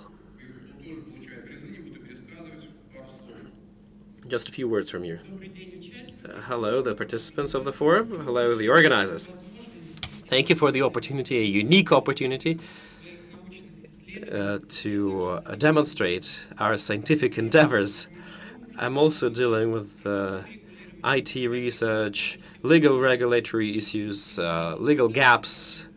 The topic of my dissertation, the PhD thesis, is all about that. Thank you very much for the opportunity to share my knowledge with you. Hello, I would like to thank the organizers of the competition and this event. I was writing on patenting of software programs. Why I selected this topic? Because I also have a thesis to write, and that's where I talk more specifically about this issue.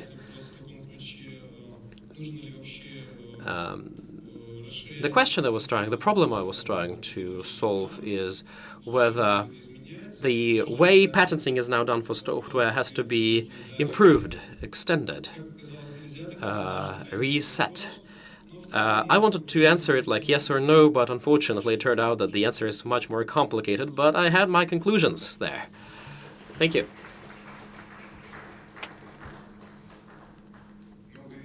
Well, you see, what is the level of papers we have here. If I say that a bright future awaits these guys, it will be an understatement. Although our competition is called the Russian one, we had papers coming from Belarus, Lithuania, Latvia. So we would like to invite colleagues from other countries, although the competition is a Russian one, and we hope that next year we will also have it. Thanks a lot to everyone and to our participants. Thank you. Thank you very much for the ceremony. All the laureates will automatically be included into our youth chamber at the CC, and we will have our special speech of our special guest. Can we please have a look at the book, which was presented in December this year at the Global RIGF in Geneva.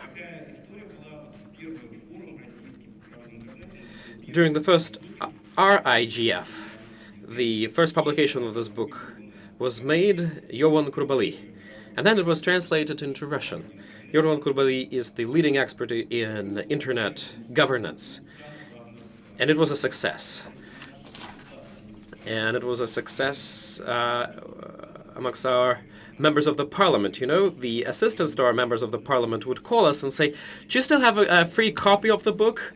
You see, the whole circulation of this book was distributed among the MPs, because in a very simple and a very clear-cut format, All the aspects of internet are described in there. And that's a picture from Geneva. The forum took place in there. An autograph session took place there. The new edition became twice as voluminous as the previous one. Now we are translating it into Russian. We're soon to complete it. Hopefully in May, a PDF version will be published at our CC website. The 7th edition already. And now a short video address to our forum participants from Yoron Kurbali. All eyes on the screen, please.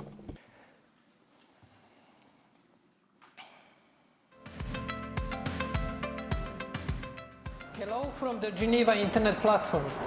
We are now at the terrace of the building which hosts Geneva Internet Platform. It is in the heart of the International Geneva, and around this building, within the radius of 3 kilometers, you have organizations, private actors, and other players which cover more than 50% of digital policy and internet governance.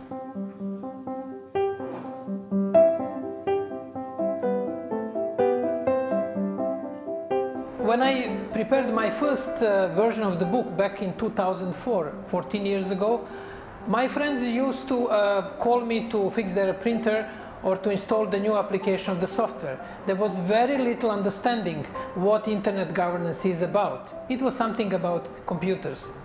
Today, my friends, colleagues, relatives, and I'm sure many of your people in your environment are asking quite detailed questions related to e-commerce, relating to protection of data, relating to protection of privacy. Like lots of people discussing about the politics or economics as a whole online. I think that internet governance is the government controlling internet traffic in a country. Maybe some kind of project, government project that controls what is on internet.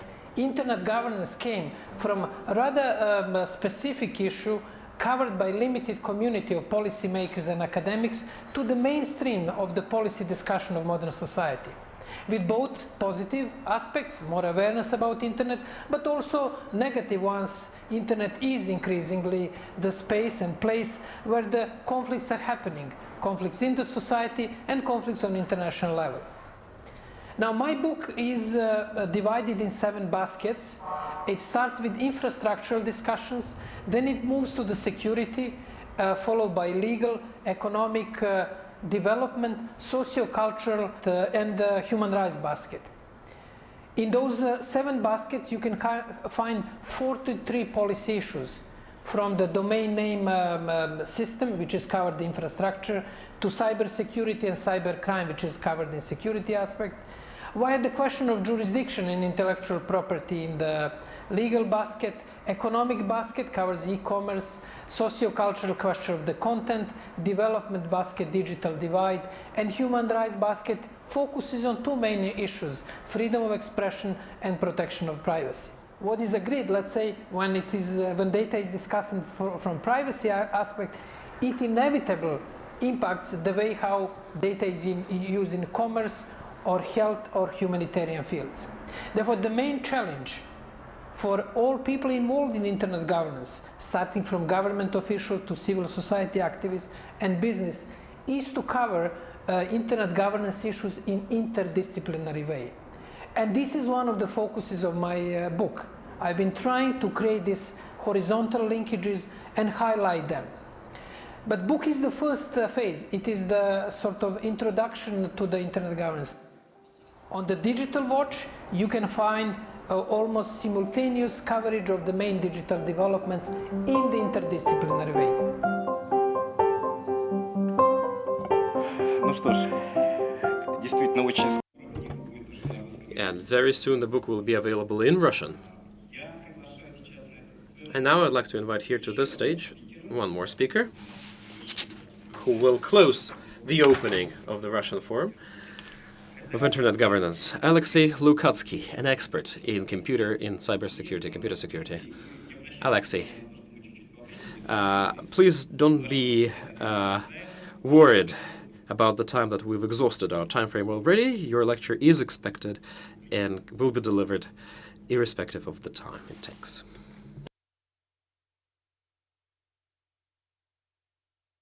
Good afternoon, dear colleagues. I will try to do a little overview in the area of AI in cybersecurity. On one hand, this topic is a hype topic, like the young people say. But on the other hand, the appearance of AI was forecasted and preempted long ago. William Gibson, a neuromancer, talked about using artificial intelligence in cybersecurity. When one system attacks, the other defends. Then Lukyanenko, the Russian writer, took the baton. Before he became a fantasy, sci-fi writer, he liked this topic a lot. Now, 20, 30 years after, we see this appearing in real life. However, I will not be as optimistic as our colleagues here, and it might be good that on the other side of the barricades, the perpetrators are using more actively, and will be using more actively in 2018, artificial intelligence. It's not yet there. There are a couple of pilot attempts, but there are no real operating system, at least massively used, neither on this side of the barricades nor on the other side of the barricades, because we still have more questions than answers, especially in the area of cybersecurity and the threats of using artificial intelligence itself. Because if you look at the terms even, the experts have not yet agreed on what AI is and how machine learning is different from deep learning. And how is it different from what we had in the past? Database management, bias methods, statistics, the things that we all learned during the mathematical statistics courses in the university 20, 30 years ago. But now the new terms are being coined. However, they don't actually mean anything new. However, there's been a new algorithm developed. I'm not going to talk about the variety of algorithms currently being used for AI. Let's talk now about their application, or rather applicability in cybersecurity. Let's start from a positive thing. When AI is really good, who knows? Well, those of you who have been to a large American corporation, they know that usually it's a campus of tens and hundreds of buildings. And of course, in every building, there are hundreds and hundreds of doors. And it seems like getting access to those buildings is not a difficult thing. Here's a video how easy it is to get access to Cisco building. Because you can't really put a guard at each door step for them to monitor 24/7 who comes and who leaves. So to help us here is an AI, neural networks that trace footage from CCTV. And what can they do is tailgating. Well, they can trace tailgating. Tailgating is when a man follows in the footsteps of an employee who has the access card. Yeah, because a tailgater can be either a perpetrator, a violator, or just a lazy employee. So the bigger the office is, the more people use this. And that's where AI can come to play. The AI can single out people from this CCTV footage, those who violate access security issues. Also, what you can do is you can get the face image recognition and compare it to the database. And also you can see whether it's an employee or it's just an outsider, a bypasser, or a violator, perpetrator. And based on that, your physical security can step in, they can travel to the spot, and they can do whatever they need to do. Take the person out, guide them outside of the building, if this person doesn't have to be in this office. Some other areas where AI can be used. Identifying malware's code or software. Well, virus detection? Well, let's call them viruses. However, there are no viruses in their traditional sense. They can also do They can also trace various activities in corporate networks. They can automatically classify domains, analyzing DNS traffic to identify botnets, common service, spammer domains, phishing domains, clone domains that are constantly appearing. Previously, to manage this environment, one could just keep and maintain blacklists. Although those blacklists might be extensive, but they worked. Today, domains can be created in just 1 to 2 minutes. They can be put to use for half an hour, no more than 2-3 times, and then a different domain is used. Special algorithms are used. I'm not going to call them AIs. These are usual name generation algorithms. But in order to trace all those domains, now one has to refer to machine learning tech, which learns how to single out such domains and block them on the fly. Another example of using machine learning tech, tried and tested already, is analyzing encrypted traffic. Google has one number, Cisco has the other, but I think we've passed the Rubicon, 50%. In the internet, 50% of all the traffic is encrypted. It means that one has to analyze it somehow. What you can do is first putting a middleman or a government man in the middle, or you can use the AI tech, which without deciphering, decryption or encryption, by just metadata in the network packages, without analyzing the payload, identify the hostile malicious code, identify the devices that work in TLS encrypted session, or SSL if we still use older protocols. So these technologies have already been used,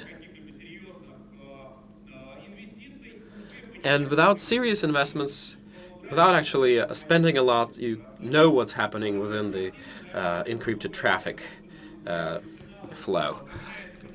And of course, AI is used for imaging, especially in security applications. Fake pictures are analyzed this way, where the face of one person is replaced and swapped with another one.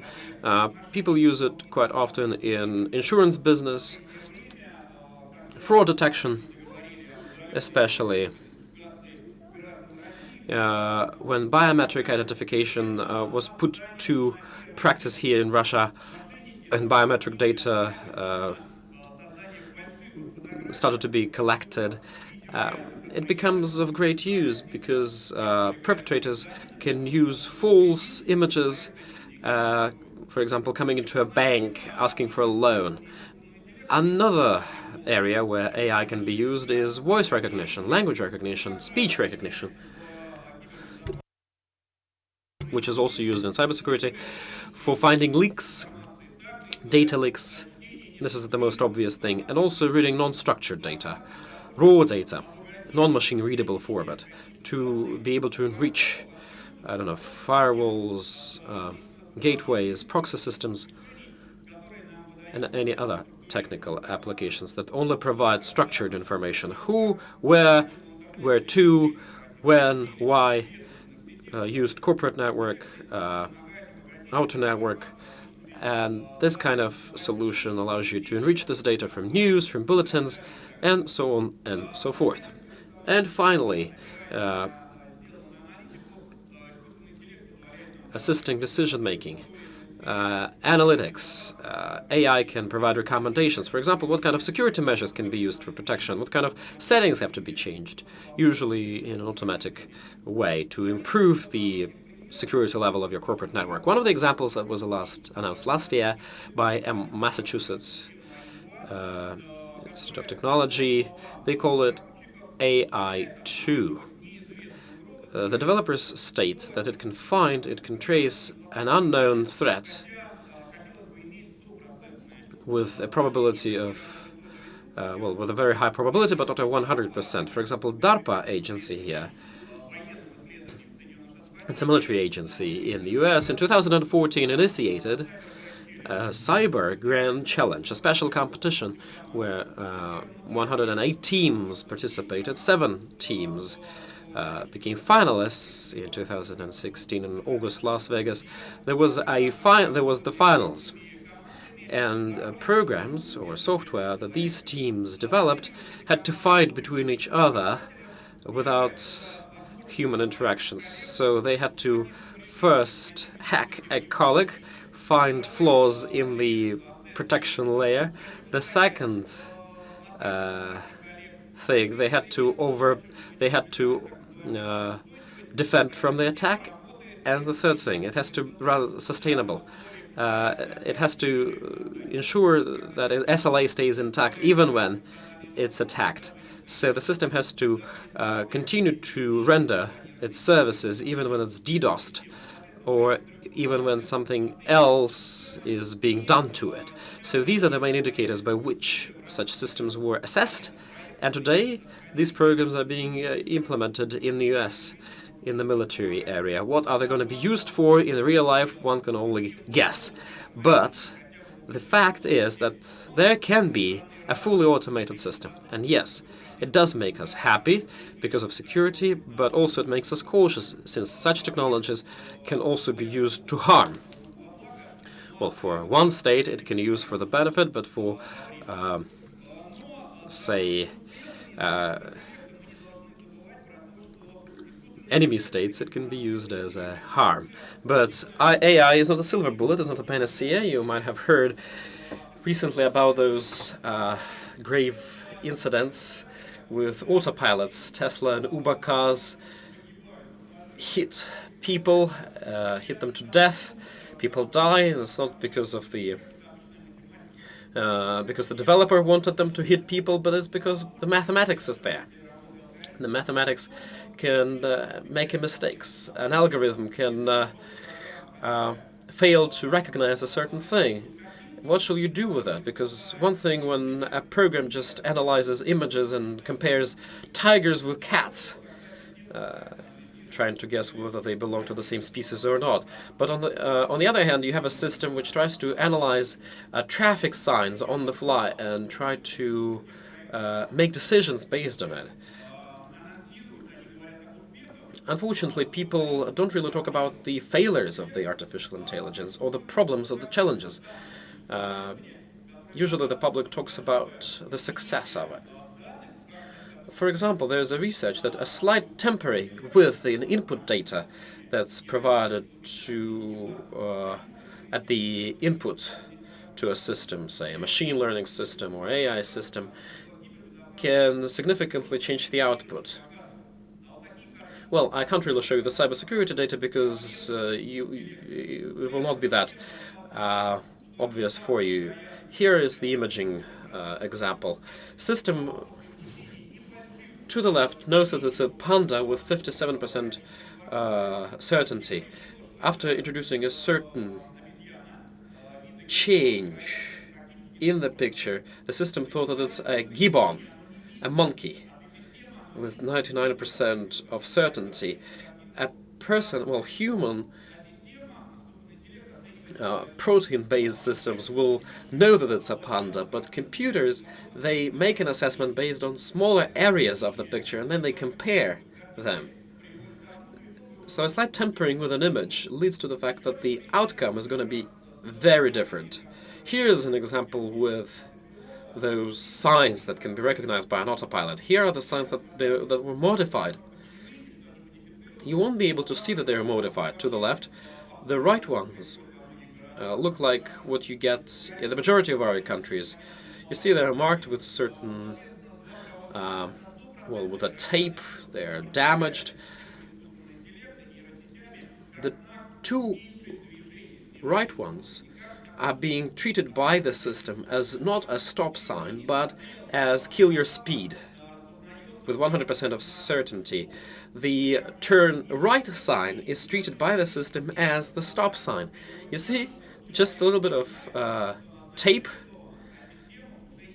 leads to the fact that the machine makes a mistake. And it can lead to grave consequences. And the users of those trendy hype things don't even come to think about it.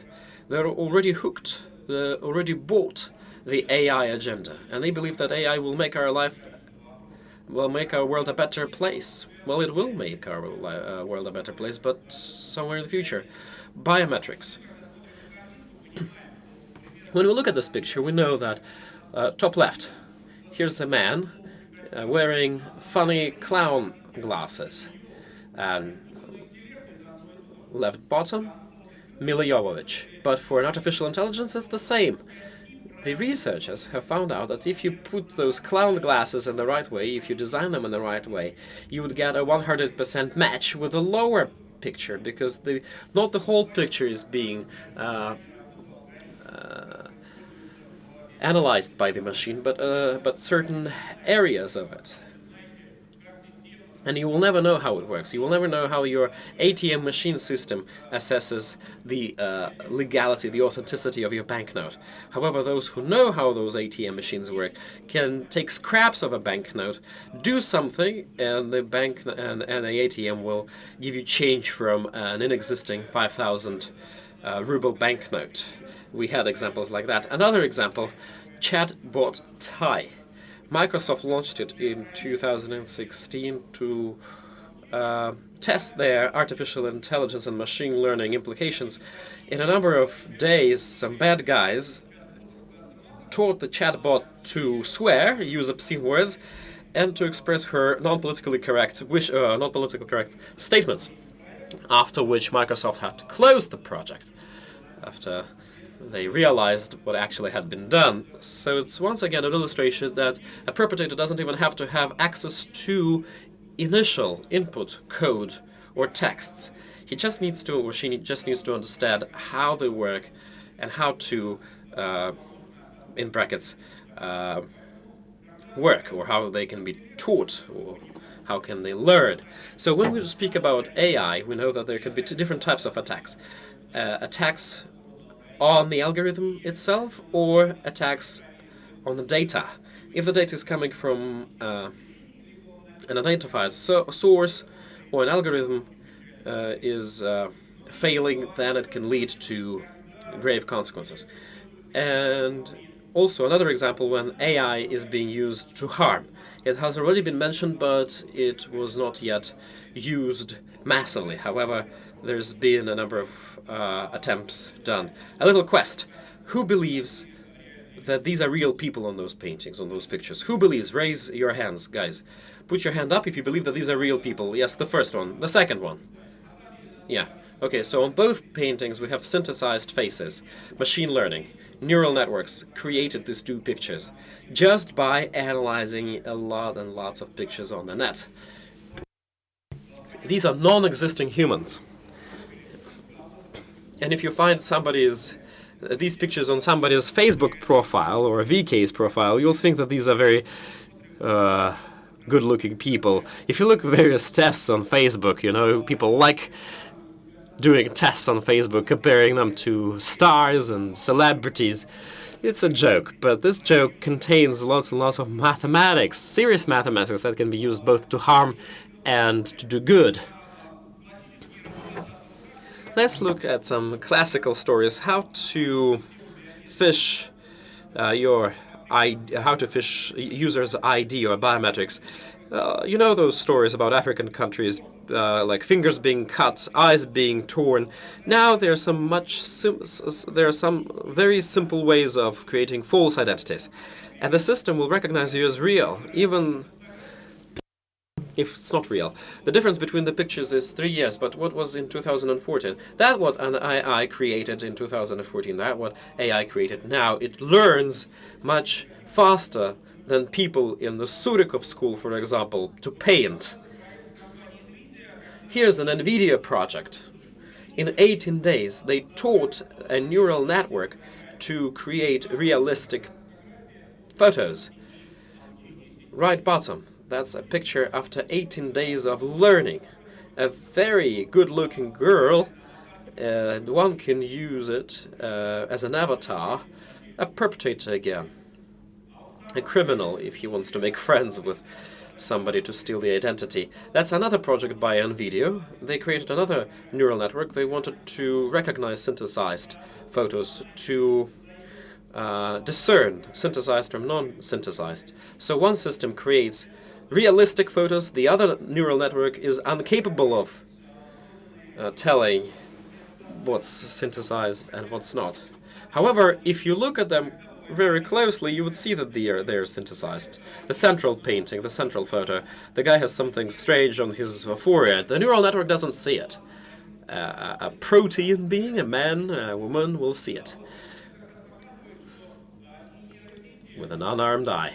So yeah, it proves us that first, neural networks can fail, and second, they can be used by criminals. Many of you watched one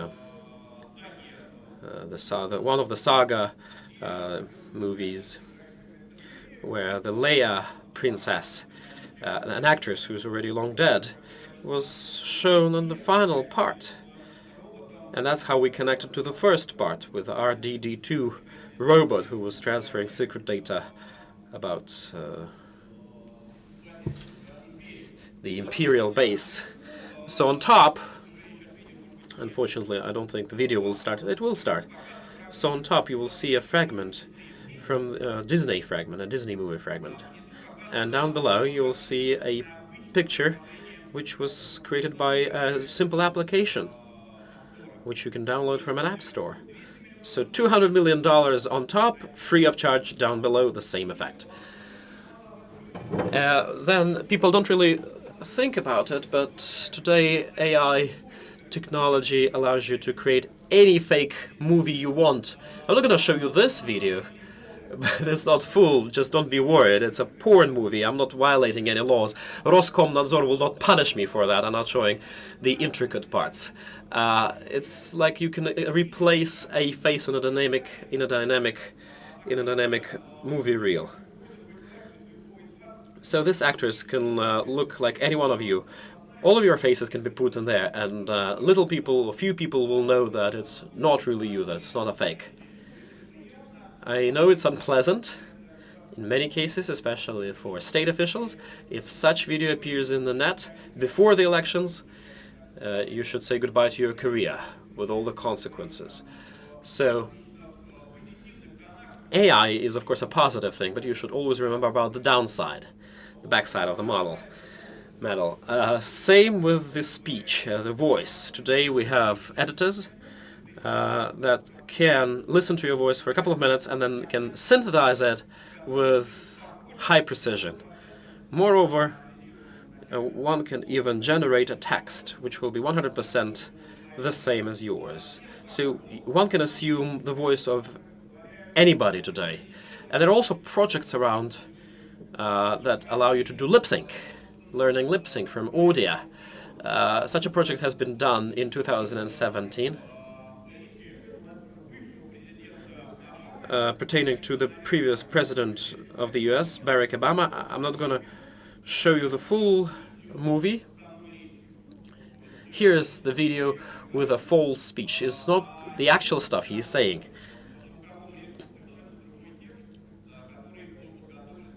A different text is used in here. The experts have learned, the AI has learned how to do lip sync for a generated speech. Now it's done easy, but luckily it's still in the research phase. The real examples where one can say that yes, criminals, perpetrators started using AI for their criminal purposes are non-existent yet. There are a couple of cases, however, there are no mass examples. However, on the other side of the barricades, we do have similar experts. They buy research, they buy people who do this kind of development. They're not limited by any limitations, neither the big data legislation nor the potential AI legislation. They do what they want and they earn a lot of money on it. That's why a lot of experts are currently trying to research the consequences of using AI in malicious for malicious purposes. I think Stanford has published recently a big paper on the malicious use of artificial intelligence, where a couple of several options were proposed, searching for gaps in the system, modifying on-the-fly attacks, phishing, identification theft, identity theft, password theft, and so on and so forth. So now it's not actively used in practice, but one has to be ready for it. One last case, Cambridge Analytica. I believe that it's been exaggerated seriously, because it doesn't have anything negative in it. The artificial intelligence itself that was used in the model by Cambridge, does nothing good or does nothing bad. They just use the data we provide to Facebook. The only problem is how this data was used. It's like blaming the store selling white goods or cutlery that somebody bought knives from the store and killed people with them. So they're just doing analytics of our answers, likes, feedback. Sometimes we do it just for fun.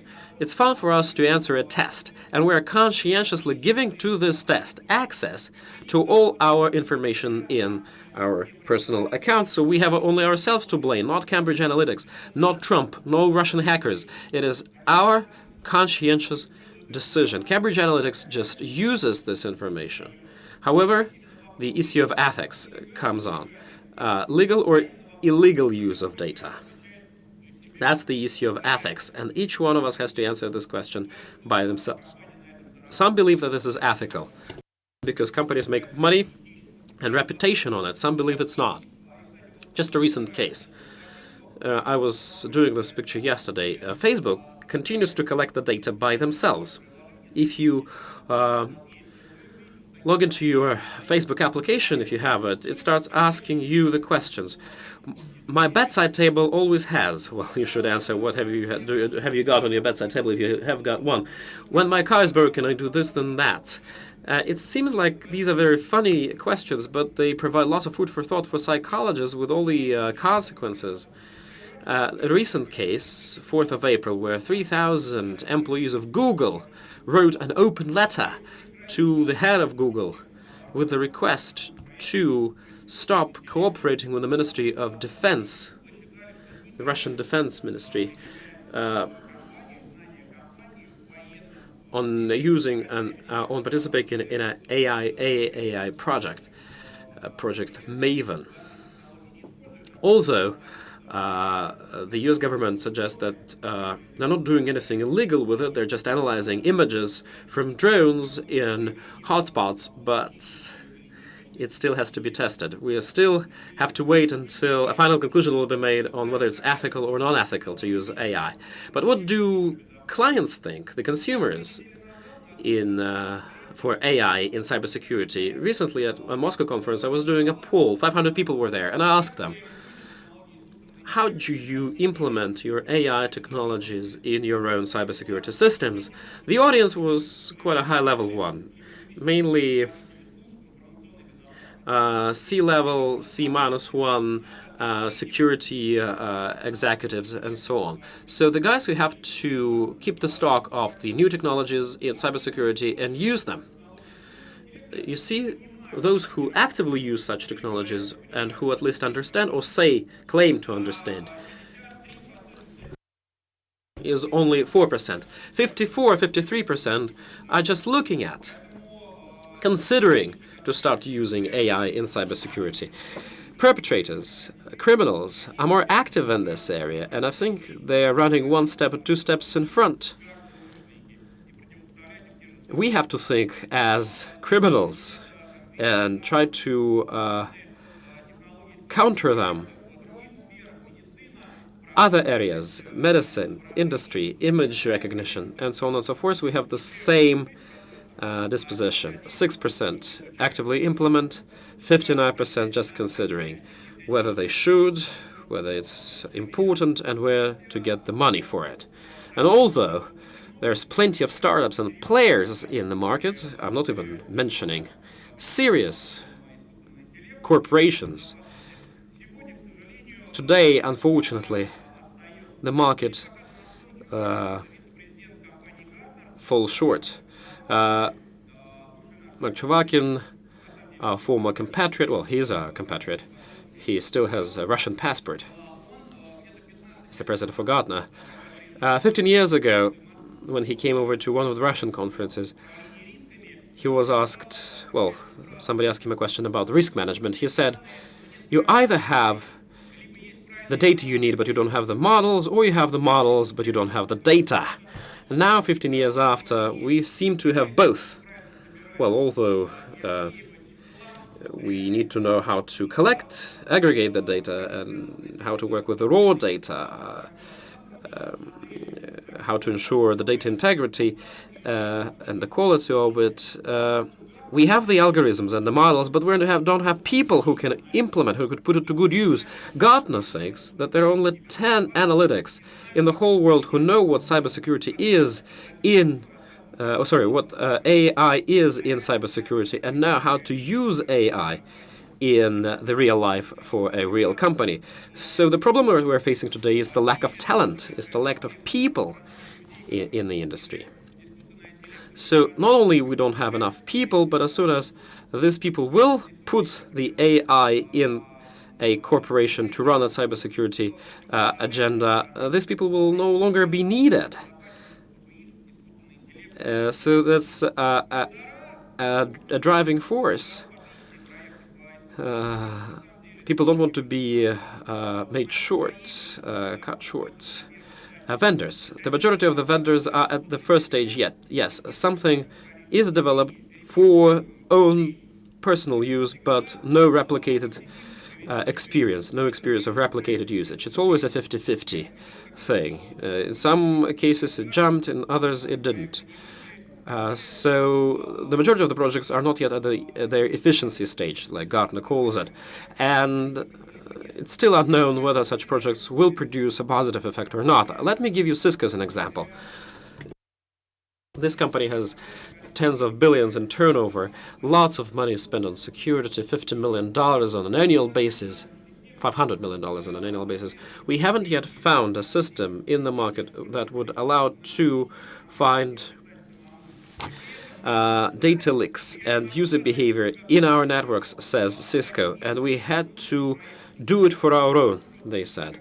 But we will never, they also say, give it to the outside, because the system is not yet ready to become commercial. It's not a ready-made product. So we are in the domain of unknown unknowns. However, all those projects, if rolled out successfully, provide great performance. Now, in the end, what I would like to say about AI in cybersecurity, today security experts, and I've been dealing with security for 20 years, still retain pessimism about AI. Partially it is related to the fact because not everybody understands what it is, or rather only a few understand what it is, and partially because people believe a machine will never replace a human. Futurologists believe that AI will soon make us all slaves, will enslave us.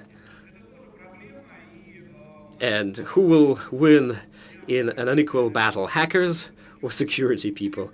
In the end of the day, we will have our own security session, and we will have people from both Russian and foreign companies who will share their own experience of using AI in cyber security, and you will be able to torture them with questions.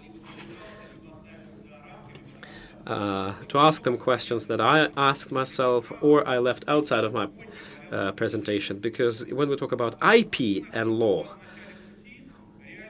a lot is to be done in there. We're still in the beginning of our way, in the beginning of the road. We're still in the stage of describing, so the description analytics. We haven't yet gone to the stage of diagnostic analytics. So there's plenty of room for young experts to write papers on the topic. However, there's one reservation you have to bear in mind, that AI is not a panacea, it's not a silver bullet. It has its own negative aspects which one has to bear in mind always. Thank you very much, dear colleagues.